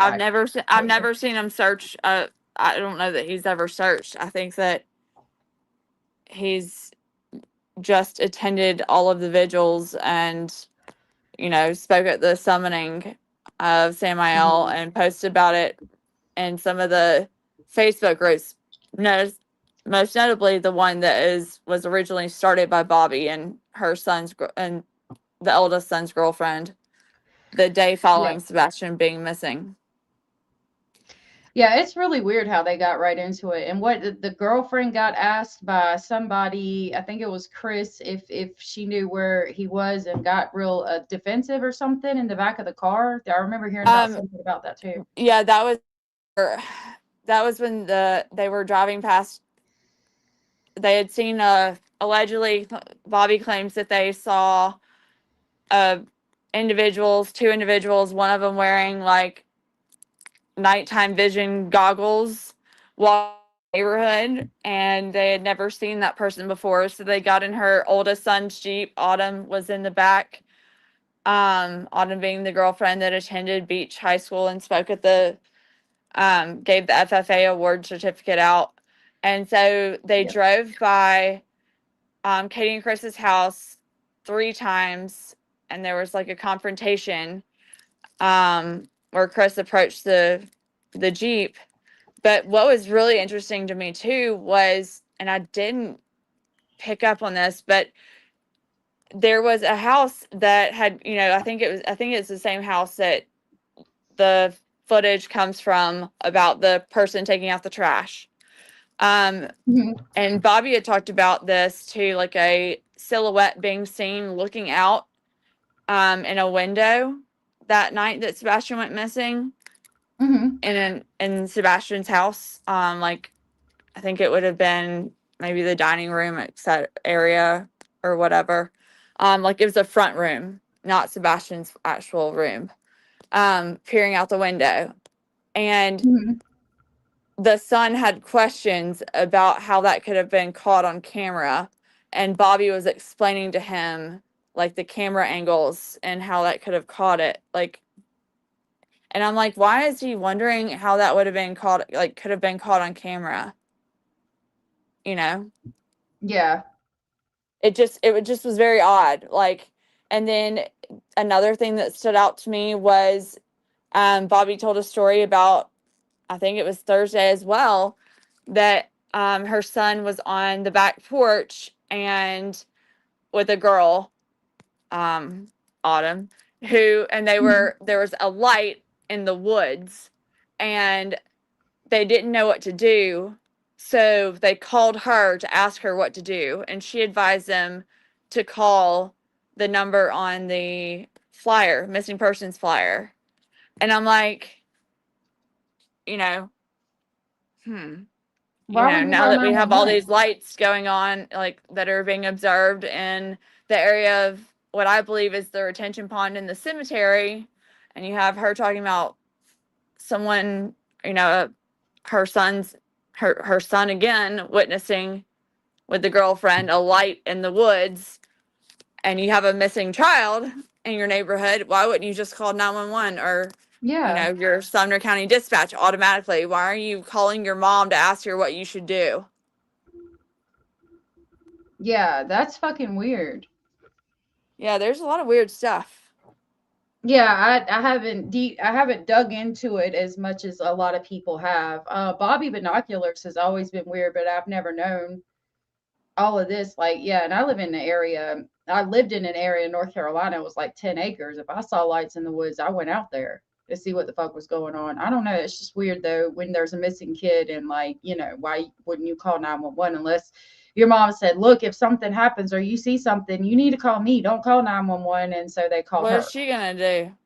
Right. It would seem that she would want to know the information so she could vet it and not give it to 911 because she could possibly be involved would be the implication Right. behind that. Well, that would be, yeah. I'm wondering, like, it's kind of it's just weird to me that you know,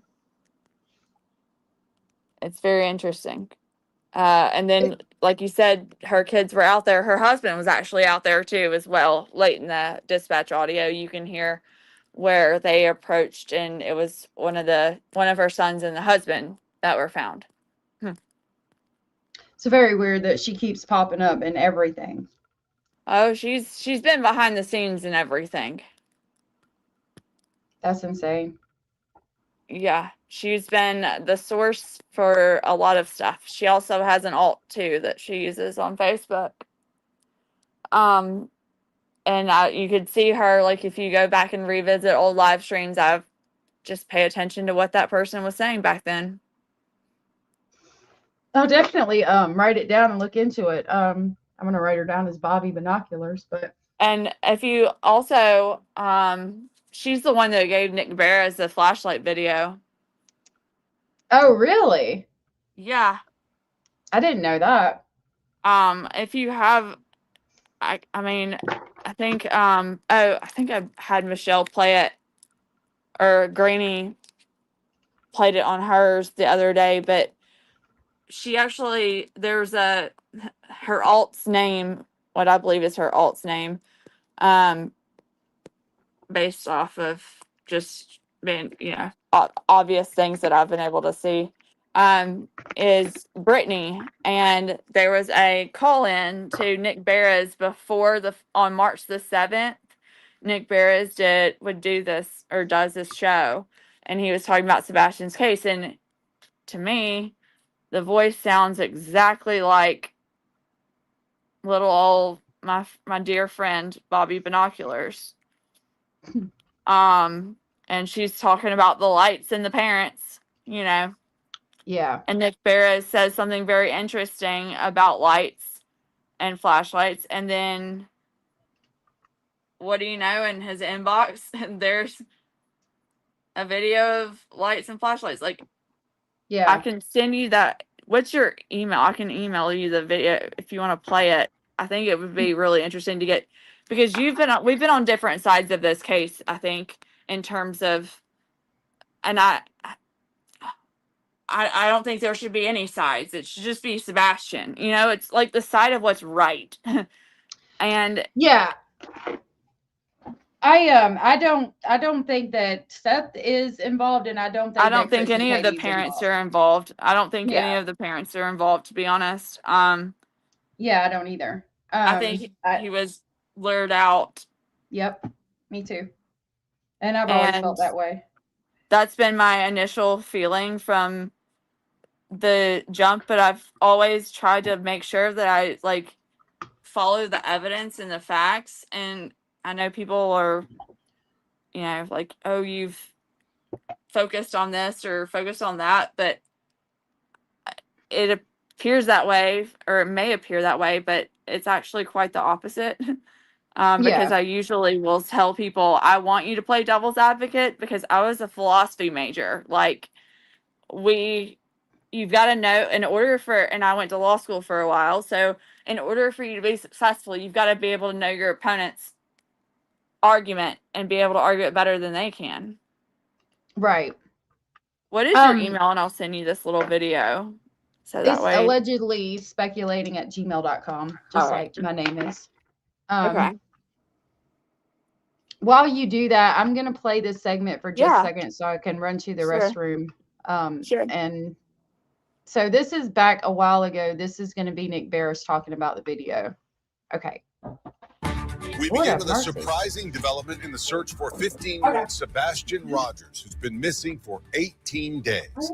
An exclusive look at new video evidence. Thanks for joining us here at 6. I'm Rory Johnson. And I'm Hunter Hoagland. A lot to get to here tonight. Authorities have scrutinized home security video from that Hendersonville neighborhood, trying to learn what happened to that teen with autism. Now you can take a look for yourself. Our Nick Barris obtained video that appears to show two people near Sebastian's home the night his parents say he disappeared. The video you're about to see is from early Monday morning, February 26th, around 3:10 a.m. Now, there are no street lights in the Stafford Court neighborhood, so it is at night, pitch black. What you will see here are these 2 points of light believed to be people with flashlights in the area around Sebastian Rogers' Hendersonville home.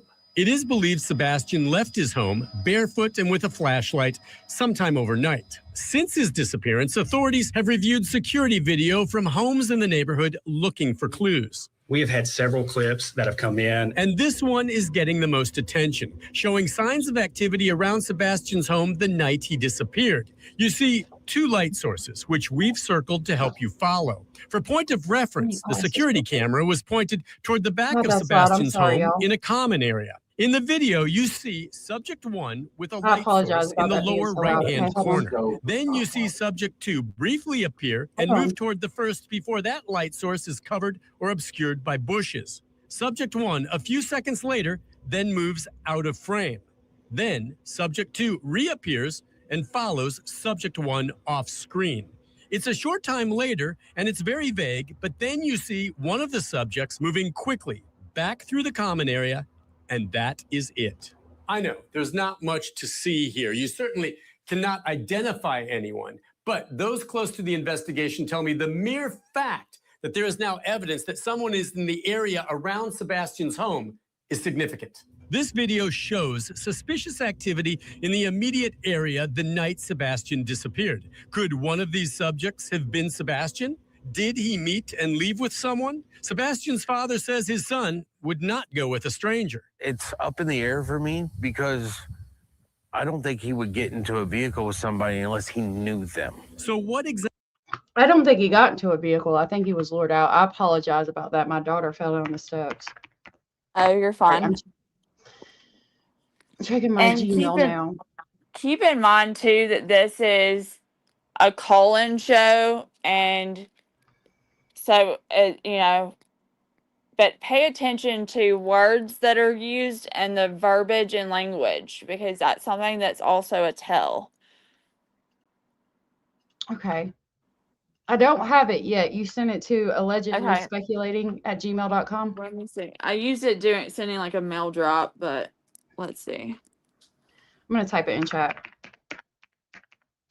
It's like 1 minute and 37 seconds.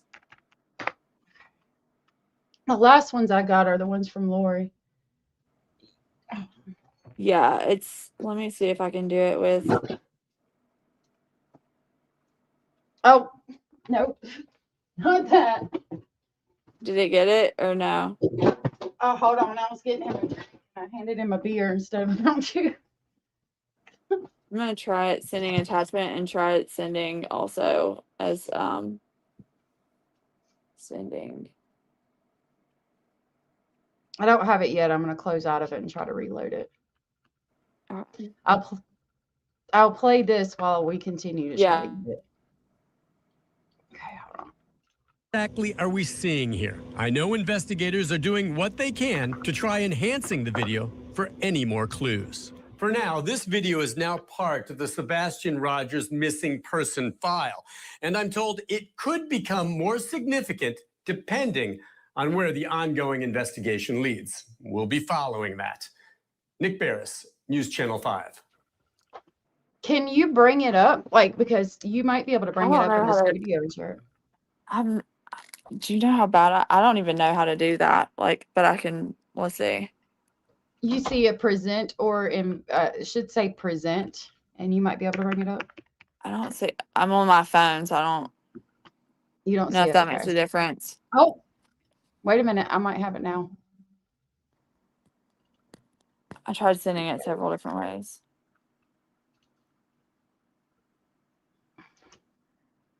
Oh, it's downloading. Okay. Okay. So yeah. Yeah, it's 1 minute and 57 seconds. But yep. Authorities are asking the very same questions. Let's go to Brittany. I don't know if they can hear that. Hi, Brittany.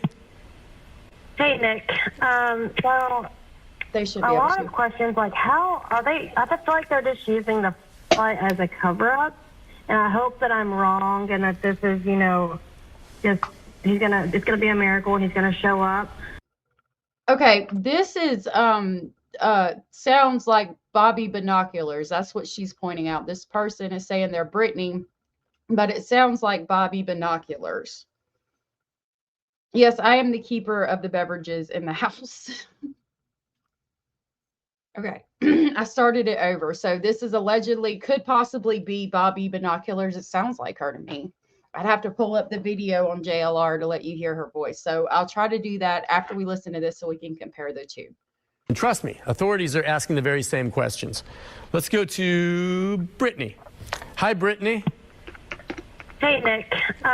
Well, a lot of questions like how are they? I just feel like they're just using the fight as a cover-up, and I hope that I'm wrong and that this is, just it's gonna be a miracle and he's gonna show up. But I feel like for them to be able to identify that he had a flashlight, like they're so sure, like how are they so sure that he has a flashlight? Like, I don't know about y'all, but I wouldn't notice a flashlight missing. Yeah. Well, maybe it's by the door. Yeah. That's fair. Fair question. Fair point. How do they know? I mean, some people and not only that, but why are they not doing like a lie detector test? Like these parents have not been questioned with a lie detector test yet. Like, well, and I don't know. For all we know, they've been asked to do this. It's not been shared with us, and they can't force the parents to do this. The parents are not, accused of anything, and even if they were, it's their choice. You don't have to submit to a lie detector test. But sometimes, if you figure you have nothing to hide, yeah, I'll do this if that'll help clear me more, and you go ahead and take it. Lie detector tests are not admissible at court. Lie detector tests can be beat, but lie detectors are still used by investigators as a valuable tool. With regard to the flashlight angle, too, let me just say this. One reason maybe some of these security and ring cameras in this neighborhood, which is a nice neighborhood and a lot of homes have them, don't show Sebastian could be it was so dark that you don't see him. Well, if he took a flashlight, that would likely be on when he walked out of the house. And you would think if maybe you couldn't see Sebastian, you would still see a light moving in the darkness wherever he was going. And there's no indication that there is any security video showing that. Strange, right? We'll take a break. We'll be back with more of your calls. I think it could be, honestly. Sounds like her. It's her listen to, also her verbiage when like in her interviews with Terry Lynn and in JLR, it's some of the exact same stuff. Yeah, it sounds like I was trying to locate the one on JLR. Was it the one where he's like spilling the tea? Because I don't think it had a picture of her. There was one that had a picture of, it's neighbor speaks is what it is like. Yeah, Neighbor. I saw one that said neighbor speaks, but it had a picture that didn't look like it was her. Yeah, it probably That's- is her. She's sitting in her car, which I thought was always weird that she sat in her car and did this Yeah. interview. And during that interview, her sons were calling her as well, which was like, That's weird. Like they don't want her to say something. but like maybe you said in my opinion, I think maybe she said something she shouldn't have said. Mm.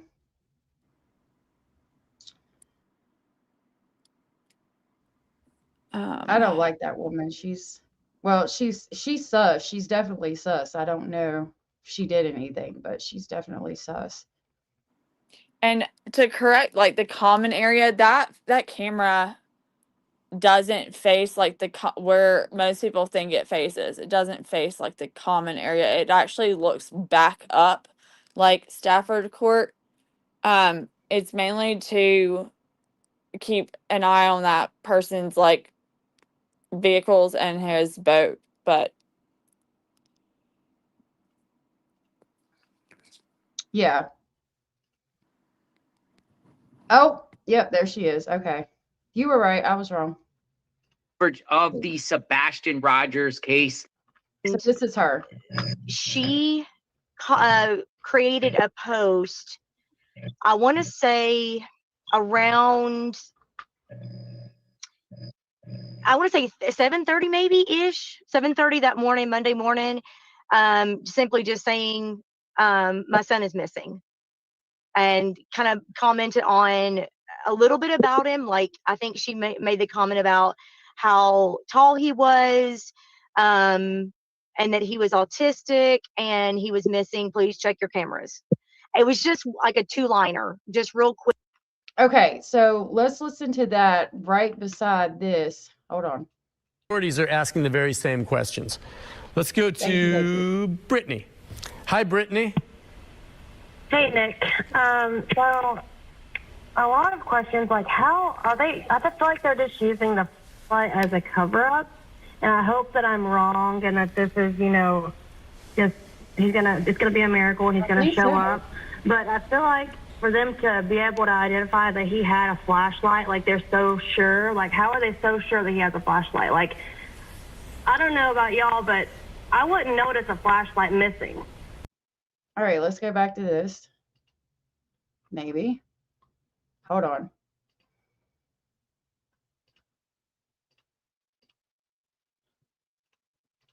Real quick, shooting it out there. So like maybe like an hour and a half, hour something after she and Chris that we found out that they called. I didn't see anything. And then Chris posted underneath that and simply said something like, yeah, my son's missing. That was it.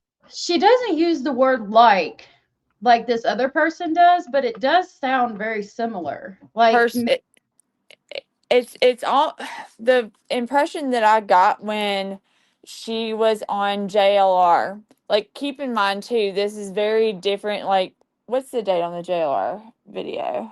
It's 1 year ago, but I can go maybe if the description is listed. Yeah, I can get it. Hold on. It was June 9th of 2024. But when she's calling into Nick Barris, she's probably trying to disguise her voice too. Yeah. That's what I think. She's also she's using a fake name, and she's also trying to disguise. You've also got to think of the timing of things, who has access to the video that Nick Barris got, and what was said by Nick Barris that would have triggered her to send that video. Yeah, because at that time we didn't have the video. I mean, right, of her the children video was out there. Yeah, or what was, lights moving or whatever. I think, yeah.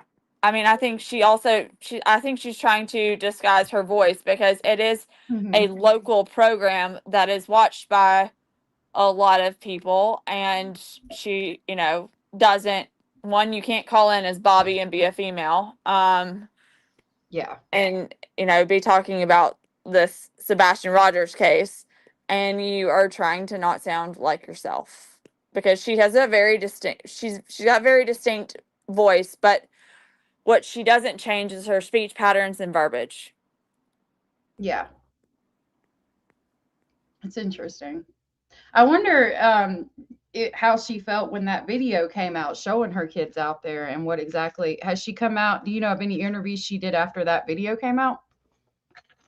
After the video came out, which what the showing her kids out that night? No, she hasn't done any video. She hasn't done anything. She hasn't done anything to deny anything that I have come out and raised questions about, like regarding her suspicious activity or that of her children or anything like that. Publicly, she has done things behind the scenes using certain creators to push narratives. I think too, like during the test trial runs or whatever with Mob Crew and Silver's on the scene, they're using this person as a spotter. And I think also one of those voices sounds really eerily similar to hers. But of course, it was actually denied that it was her. By, you know, it was defended that like she had Mob Crew, I think, say that wasn't her.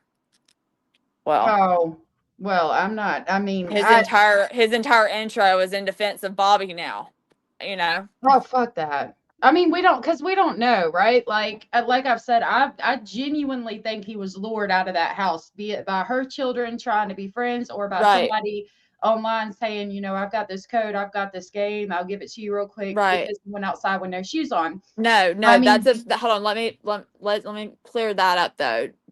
So with the whole no shoes on, that is what law enforcement, so when law enforcement was asked about this, specifically now Sheriff Craddock, but when he was lead investigator, he would say, when he was asked, that only he could say that the parents are reporting that all the shoes were accounted for. But we cannot say that he was not wearing he wasn't wearing shoes. So that's a common misconception, is that he was barefoot. It's just that I think a lot of times, you know how you have a favorite pair of shoes and you hang on to them because, you know, Sebastian was sneaking out of the home and the parents and Katie wasn't aware of it. He had actually been seen by a person that lived in the new construction that was, you know, one of the houses that had been completed. He had been seen in the construction site area.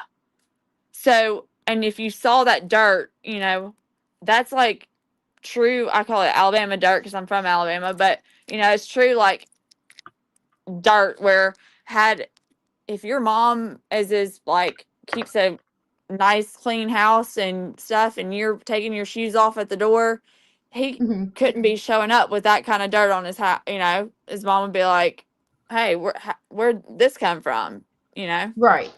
It would have kind of given away that he was sneaking out, and they weren't aware of that going on until afterwards, because he had been spotted by neighbors under cars, at the homes and stuff. And then, like I said, he'd also been spotted over at the construction site, and that type of dirt, especially on new shoes and new boots and stuff, would have been very hard to clean off. Right. And leave no trace of. Do you think that he was thinking that far ahead at the time? Yeah, because I think he knew wouldn't. I think he knew that he needed to keep a pair of shoes hidden because they were going to get dirty and Katie would notice. Yes.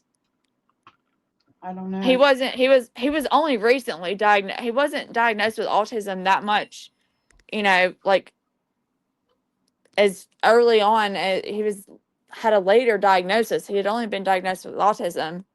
Yeah, recently. You know, recently. He had the chromosomal deletion. Right, he had the chromosomal deletion. Life. Correct.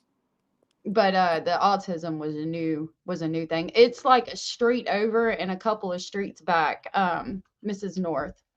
Not far at all. And then her children are seen out there. I'm guessing. And they're on the dispatch audio. Oh, speculating about possibility of there being other shoes. Yeah, but we speculate over here. I mean, obviously nobody knows what happened, or we'd have Sebastian. Yeah, he was found Right. hiding under a car. Hey, Breezy, good to see you. I'm sorry I didn't say hey to you. Um, yeah, I think it's weird. I had no idea that the house in this document was Bobby's Yeah. right there. That's insane to me. Yeah, Um, you can see, and that one of those, one of the footage I think that you were scanning, you can see the white SUV in the when you were scrolling through, like you see the white SUV in the backyard, this one? right there. You can see the white Yeah. SUV through the trees. Yeah, that's her Suburban. Yep. That's just weird. I mean, she just keeps popping up. Yeah, she sure does. I mean, but I would think by now, because SF Investigates said he gave this report to law enforcement agencies and let them know what he had found. And if all these dogs are hitting and trying to go in her property, and she's doing all this, that, and the third, and the police from the dispatch knew who that boy was, and it is one of her kids, and we've got the video of her kids being out there that night allegedly searching for a lost dog or cat. I would think law enforcement has done what they could, but the problem's going to be having enough probable cause to get a search Right. warrant. Right, or a wiretap. Like I think that a wiretap, like if they could get, or if they could get a wiretap warrant on that, I think that they would. I think that there would be enough stuff that could maybe. She gets very nervous anytime anybody talks about, brings her up, because she flew under the radar for a long time because she was able to control the narrative. And it was, when people started revisiting her interviews and going over those and comparing them and breaking them down and all that, I started to have some realizations about her. And I think that in my opinion, she memorized the dispatch audio. She memorized the events that happened, but she forgot to memorize the times that they happened. So she has her kids witnessing things that they could have never witnessed because, according to her own timeline, such as Max jumping into the retention pond. Max jumped in the retention pond before 8 o'clock. According to Bobby, she wasn't even aware until her neighbor called her around until her son attempted to call her when he left for work. However, the son that she's saying left for work is the one that was dating Autumn, that his car is at an 8:30, that tracking where the track 8:30 cent specific dog is tracking, that is her son's car. It didn't leave for work at 8:30. And I don't think he even is the one that jumped in it to drive it away. Yeah. All of this shit's really weird. Yeah. So, I would think that they could get enough probable cause to search the backyard or where these dogs keep hitting before they could get a wiretap. Wiretap's like federal shit. right. Well, you can get it's a lot harder to get a wiretap. And one of the things is, I think that you run up against is being able to get like a device search on that, being able to search the devices. I think if they were able to search the devices, we'd have a different story. But I think people say, well, okay, they're kids. Okay, well, let's look at Skylar Niece. They had video on that in that case, and it still took a while to solve. Yeah. So, and I think too, you have a situation where it's much easier for people to keep quiet about things that are younger if they're still with their boyfriend, and they're still dating each other. And just, when when it's your family, you can probably shut up a lot longer, and it's yourself who's on the line. And a lot of people don't don't know this, but her oldest son that dated Autumn also left to try to join the military not long after. He didn't. I don't think he made it because he's now back in Hendersonville, or the Hendersonville area. Yeah, I mean, I don't. Again, I don't. Going further in on this, I don't know what happened to Sebastian, and none of us do. I don't think it's out of the realm of possibility to think that somebody could be responsible for a crime or their children, because the mother would cover for the children, and some kind of accident maybe could have happened, or whatever. Yeah, it And doesn't mean it has to be nefarious. right. What happened And ultimately has to be nefarious. then the family try to cover it up, and then you try to, send the child. The child's like, I just want to get away from here. I want to get out of here, because every time I look outside, I see what happened, and possibly join the military, get involved in the beginning to try to look like that you're the one looking for them. I mean, that's the whole thing that got Richard Allen convicted, because they said that he could have come to the police station and said he was on the bridge that day to try to make it look like he wasn't the killer. So, I mean, it's not like things like this don't happen. I could pull up probably 10 cases and directly correlate it to something that is being speculated about on panel right now, Yeah. and show you where it's happened before.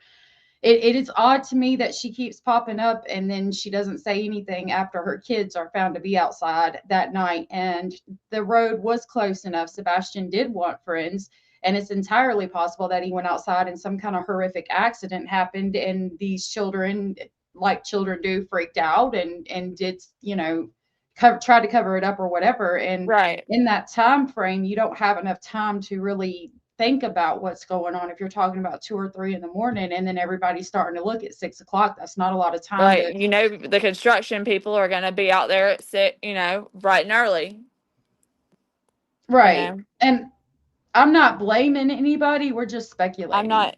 Yeah. No, I'm just, I started, one thing that I started to think about is too, what is something that could, like, if you have these agencies that are involved, which while you have a bunch of agencies that are involved, they are only involved to the extent that Sumner County wants them to be. Okay. They are Right. not, like, the FBI is not lead on this in case. The TBI is not lead. Sumner County is lead. And so when you have that situation, and the Secret Service, etc., was helping out with video, which tells me that there's video that they're looking at, and it's not exactly easy or necessarily easy to spot someone, because you did have law enforcement out there in all black, trying to see if it was possible to be seen on video. And people assume that simply if there isn't video, that's an absence of him leaving the home. It's not. These are not like a Ring camera, and these cameras are meant to pick up like motion approaching your door or motion. They're not meant to be continuous 24-hour surveillance footage. Yeah. You And he know, was wearing black that night, and we were talking about how I thought that somebody had done a thing and figured out that you could, if you were wearing you all could. black, you might not be picked up. Correct. It was But the police department. It was the police that did that. yeah, I think I think he did go outside, and I think he wasn't detected. What happened after he went outside, I don't know. But they even went through, the sheriff talks about on a phone call, checking the walls with some kind of penetrating radar in that house, and he's not even in the damn walls. So I think he definitely left. Katie, I'm sorry, but I'm just finding it very hard to believe that Katie had time to put him in a wall and sheetrock. I mean, I've heard some of the wildest things that, like, people have thrown out there, like a trap room under the daughter's floor. Are you kidding? Like, and it's just, yeah, it's something that I've like. So what we're expecting that she's sheetrocking, okay, and painting her walls, and she's gonna have law enforcement in there in a few hours, and there's not gonna be any signs of paint, no smells of paint or sheetrock or any, like, we're disassembling cameras. Nah, don't think so. Yeah, I don't I think so mean, either. she didn't have any cameras, or else you don't think Seth would be out there screaming that from the rooftop? Like, Katie, where are the cameras from your house that night? No. Yeah. There's a reason he's not talking about cameras, because they didn't have any cameras until afterwards. Yeah. And I can tell every time, I mean, Katie comes out here and talks, she's absolutely shattered and heartbroken about it. Well, people, hard. and I think you know this probably better than anyone else on YouTube in terms of like creators. People's past traumas are indicative of how they go through the stages of grief and how Right. they display trauma and the trauma response. And I think that would be a very interesting live for you to do in the future, because I would love to see your perspective on that. Trauma response? Yeah, and how like people's trauma, like how childhood trauma, because Katie had it's been out there, talked about, can Yeah. affect someone's trauma response to a traumatic situation in life, and like the stages of grief and how those are moved through, and they're not linear. And you can be in different stages of grief and different times. There's Yeah. the different stages and what they are, because I think a lot of times people look at, Katie, and I see it very differently as a nurse. Mhm. I see it very differently, because Yeah. I'm very well aware about how childhood trauma can impact your trauma response. And so I think the way that when they say, if I was in her situation, I would have done I would have done this and this and this, and this is what I'd be doing, or how I would be reacting. It's not the same for necessarily everyone. No, you don't know how you would react until you're in that situation. And for me, it's very hard for me to show emotion. So if I was in a situation like that, they would probably, I mean, people that are like that would be like, "Oh, that bitch is guilty. She's not showing because I used to get beat for showing emotion and shit. So it's hard for me to show emotion. So I get it. I don't judge people on trauma response. Now, if she was laughing about him being missing, I might be like, yeah, there's something going on here. But like everybody's trauma responses Some people are different. also laugh when they're uncomfortable. Yeah, sure. I mean, it does, like when you're put in an uncomfortable situation. I mean, it can be. I mean, I'm not saying that she was out there laughing or whatever, but I'm saying there is a difference between laughter and uncomfortable laughter. Right. And so it's just everything, especially when you know that everything that you're doing is being put under a microscope, Mm-hmm. and going to be evaluated. It can also cause you to react in, very stiff, very different. Right. Yeah. You come across as very stiff, or very, you're because you are, Yeah. Mm-hmm. it's not a very comfortable situation when things are going to be literally every single word is going to be dissected. Every single body movement is going to be looked at. Your blink rate is going to be looked at. Like, just all these things that, were being analyzed from day one. And I think a lot of that came from, too, the narratives that were being put out there and the stories that were being put out there that have never been corroborated or substantiated in these Facebook groups. And in these Facebook groups, I mean, controlled by my dear friend Bobby Binoculars and Autumn. And I think it's also very interesting to most people aren't aware that they weren't just involved in the Facebook group and running it, but they also involved a lady by the name of Carrie Foster, who was intentionally misdirecting search efforts for Sebastian. Why do people do shit like that? I mean, unless they're guilty, but that's insane. Well, yeah, I mean, there's the question, why would you? And then when people in the community started pointing out, and it became, came out that she was misdirecting search efforts, then they just brought her in under a different name in the group. But then you also had, you also had Autumn's mom as an admin or helping to run the Facebook group. You also had her aunt as helping to run the Facebook group. I mean, that's That's crazy. that is very family, keeping it in the family. Yeah, for sure. I mean, it's one thing to be like, okay, they live in my neighborhood. I'm gonna be super like I knew Sebastian. I'm very, attached to this cause. However, it's another thing. Like I get it because I'm passionate about the things I'm passionate about. I'm passionate about. I give it all. Right. I go 100 like full stop, and full send and whatever. And but I'm not, if I called my mother and was like, hey, I need you to help me run a Facebook group about this, Yeah. she would just look at me, that's your thing, like, Yeah. and then if I then called my aunt and said, hey, I want you to help me run this Facebook group too, she'd be like, I have my own, like, I mean, I get that you're passionate about that, but I mean, I don't, But if I called my mom or anybody in my family, they're gonna be like, no.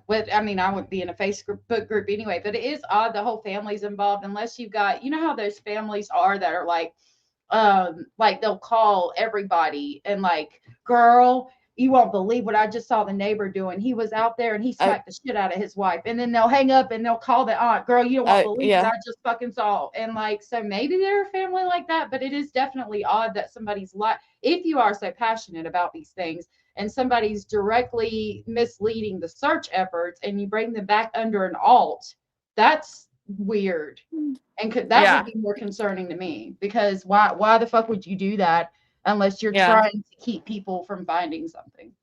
Yep. Yeah. It's insane.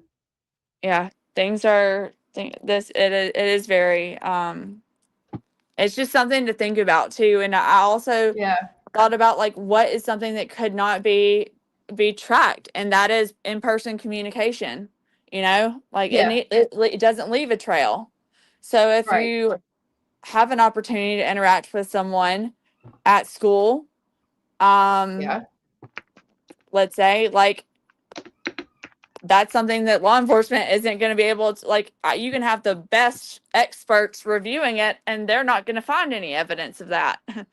Right. Because but it's also hard to keep that many people quiet because a secret's a secret till you tell somebody. Right. But if it's a simple thing of one person that's involved, let's say the girlfriend that was admitted that she had worked with the autistic kids at Beach High School, and if she just went to him and said, hey, I just want you to know, like, on X next night we're going to be playing a game, meet us over here, it wasn't like they were it wasn't like Sebastian was in a big social group, hence his reason for wanting friends so badly. Yeah. And he didn't have anybody to really tell about it, Yeah, I think it's possible that an accident happened. I also think it's possible that she could just be weird and is getting too much credit for being some type of criminal mastermind that I don't know if she has the capabilities to pull off.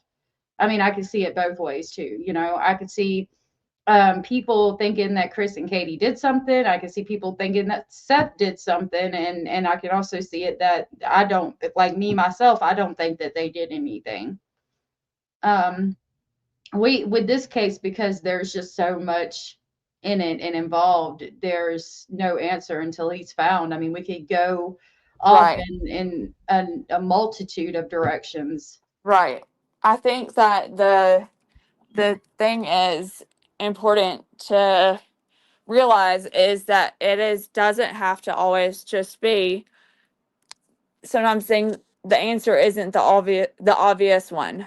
And is, everybody should kind of, I don't know. Yeah. But I just, like I said, I thought it was, I just saw someone said you were reviewing the report that he had put out, and I wasn't sure if you realized what house that was because No, of I her involvement. Yeah, I didn't, and I appreciate it because I'm not as in depth in this case. I mean, I know about it, but I don't talk about it on a regular basis like a lot of other people do. So I do really appreciate that information. And yeah, I'm gonna probably go after we get done talking because we have been Yeah. going about 3 hours. Yeah, But I'm about to. I was literally laying down to sleep off like a headache coming on, and I was like, got the message, and I was like, I'll just go up for just a second. But yeah, then, I wanted to pick your brain too and talk to you, like I said, about doing something in the future about the trauma response and using your credentials to talk about that, because I think that's completely misunderstood when I talk to go on other creators' platforms to talk to them about Sebastian's case.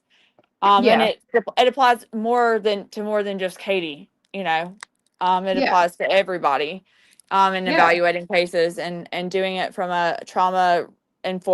being trauma informed, I guess you can say. Yeah, absolutely. I think that would be a great idea. And you've got my email, so we could get together and try to do Yes, something on that. Yeah, sure. absolutely. Well, thank you so Absolutely. much for having me, and thank you for going over the Yeah. report as well. And Yeah, thank you I for the know information.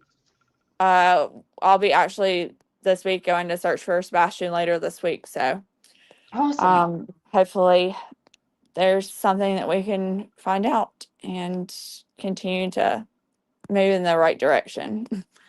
Yeah, But yeah. I appreciate Hopefully. it. Thanks for having me up. Yeah. I hope you have a good day and your headache gets Thanks, you better. too. Thanks. Bye. Bye. Okay. So thank you. Yes, that was UACrimson Tide. I appreciate it. I did want to read. Hannah said, let's just put this here. There's no new leads in the disappearance of Sebastian Wayne Drake Rogers. And I believe currently there are no suspects. We can speculate as long as we are respectful. Absolutely. At the end of the day, I don't know what happened. Law enforcement doesn't know what happened, or we would have answers. And it's okay to speculate over here. That's what we do. We speculate. I do find it really odd that Bobby Binoculars keeps popping up. Could it be a coincidence? I suppose, but there's just a lot. I think it's more so she's inserting herself into these things. Now, is that because she likes drama and wants to be in the middle of it? Or is that because she's trying to cover up for something? Or is that because it's just all coincidence? We won't know until we find Sebastian. Yes, thank you guys for telling UA. Thank you. I do have these documents on Jordan Cole. They are on my Patreon. If you would like to get them for yourself, you can.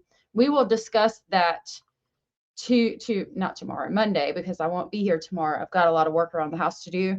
So we will discuss that Monday when I can provide it the proper attention it deserves, because a lot just came out on that. So we will definitely cover that on Monday. I think this was a good live for today. I wanted to do solely Sebastian on it, but I didn't know if I would have enough to talk about just going through the report. So I do appreciate her coming up so that this live could be mainly about Sebastian. And I will change my thumbnail as soon as we get done. I want to say thank you guys for hanging out with me this Saturday, and I will see y'all again on Monday. Thank you so much, Ms. Scorpio, for being a member for 6 months, and Donna for being a member for 9 months, and Orange Rose for being a member for 11 months. Thank you, Hannah, for that $4.99. I did not thank you properly, and I just want to thank you and give you an amazing for that. That was so very sweet and supportive of you. And my swear bell's in the living room. I tried to open it to get some change out of it, and I couldn't open it. So actually, no, it's right here. This thing on the bottom, see, it's like cut. I don't know. It's hard to open. I was trying to open it, and I took it to Mr. Speculating. He just gave me some cash, and he was like, stop swearing so much. That thing is way too heavy. But thank you for your swear jar contribution, and let me give you an amazing for that. Amazing! Thank you so much for that. I really, really appreciate that. And then Hannah also gifted 10 memberships. Thank you for that. And thank you, Miss Scorpio Rising, for the super sticker. That was so very sweet and supportive of you guys, and I really, really appreciate it. Norma said, thank you for my membership. Yes, I'm so glad that you were gifted, because you guys will be entered into the drawing for 3 prizes at the end of the month. Let me grab a lot picture from Lori. She wanted to share her Winter Wonderland with us. Hold on. Got to download them. I want snow. You know, Mr. Speculating said it was supposed to snow here, that we could get snow today. Hold on. I got to open it this way. That was a lot of information on that UA has. UA has followed that case since the beginning, from the beginning, and done a lot of research into it. And I do really appreciate her coming up and sharing that information with us. That's really beautiful, Lori. There's one. I don't know why it's not giving me the option to go to the next one. It looks like it's still snowing. They're popping up all over my screen. Hold on.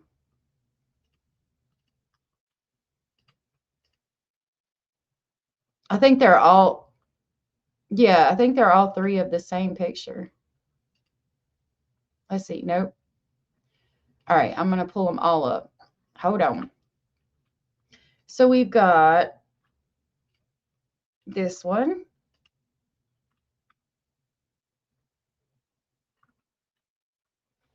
It is still snowing. Those are big snowflakes too. And we've got this one. No, that might be the same one. See, I keep thinking they're the same one. Hold on. This one's different, I think. Yeah, that one's a little bit further up, showing the trees. And then we got this one, I think, is different. It's absolutely beautiful. I love the snow, and I wish it was snowing here. It's absolutely cold enough to snow. Beautiful. Beautiful. It was so beautiful. Is it still snowing there now, Lori? That's awesome. Hey, Abraham. So it will be 8. Okay. Okay. We might do more than 3 then. I've got to order some things. I want to order some mugs or something to go with the giveaways, and I got to make a couple of things, which I need to get working on tomorrow. They're a bit different, but the same. Okay. Diana, sorry. Yes, we're getting ready to end it because we've been going for 3 hours. All right, y'all. Max, good to see you, love. I hope you're having a good day. All right, y'all. I will see y'all on Monday. Thank you so much for being here. Thank you again to UACrimson Todd for the information. And I will see y'all on Monday. If nobody's told you, you are enough. You are important. You are special. And you are loved. And I'll see y'all Monday. Bye.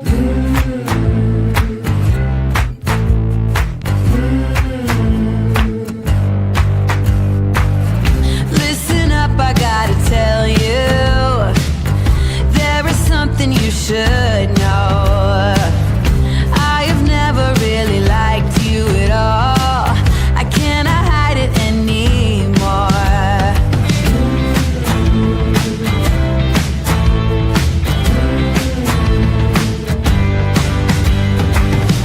I've been thinking about the future.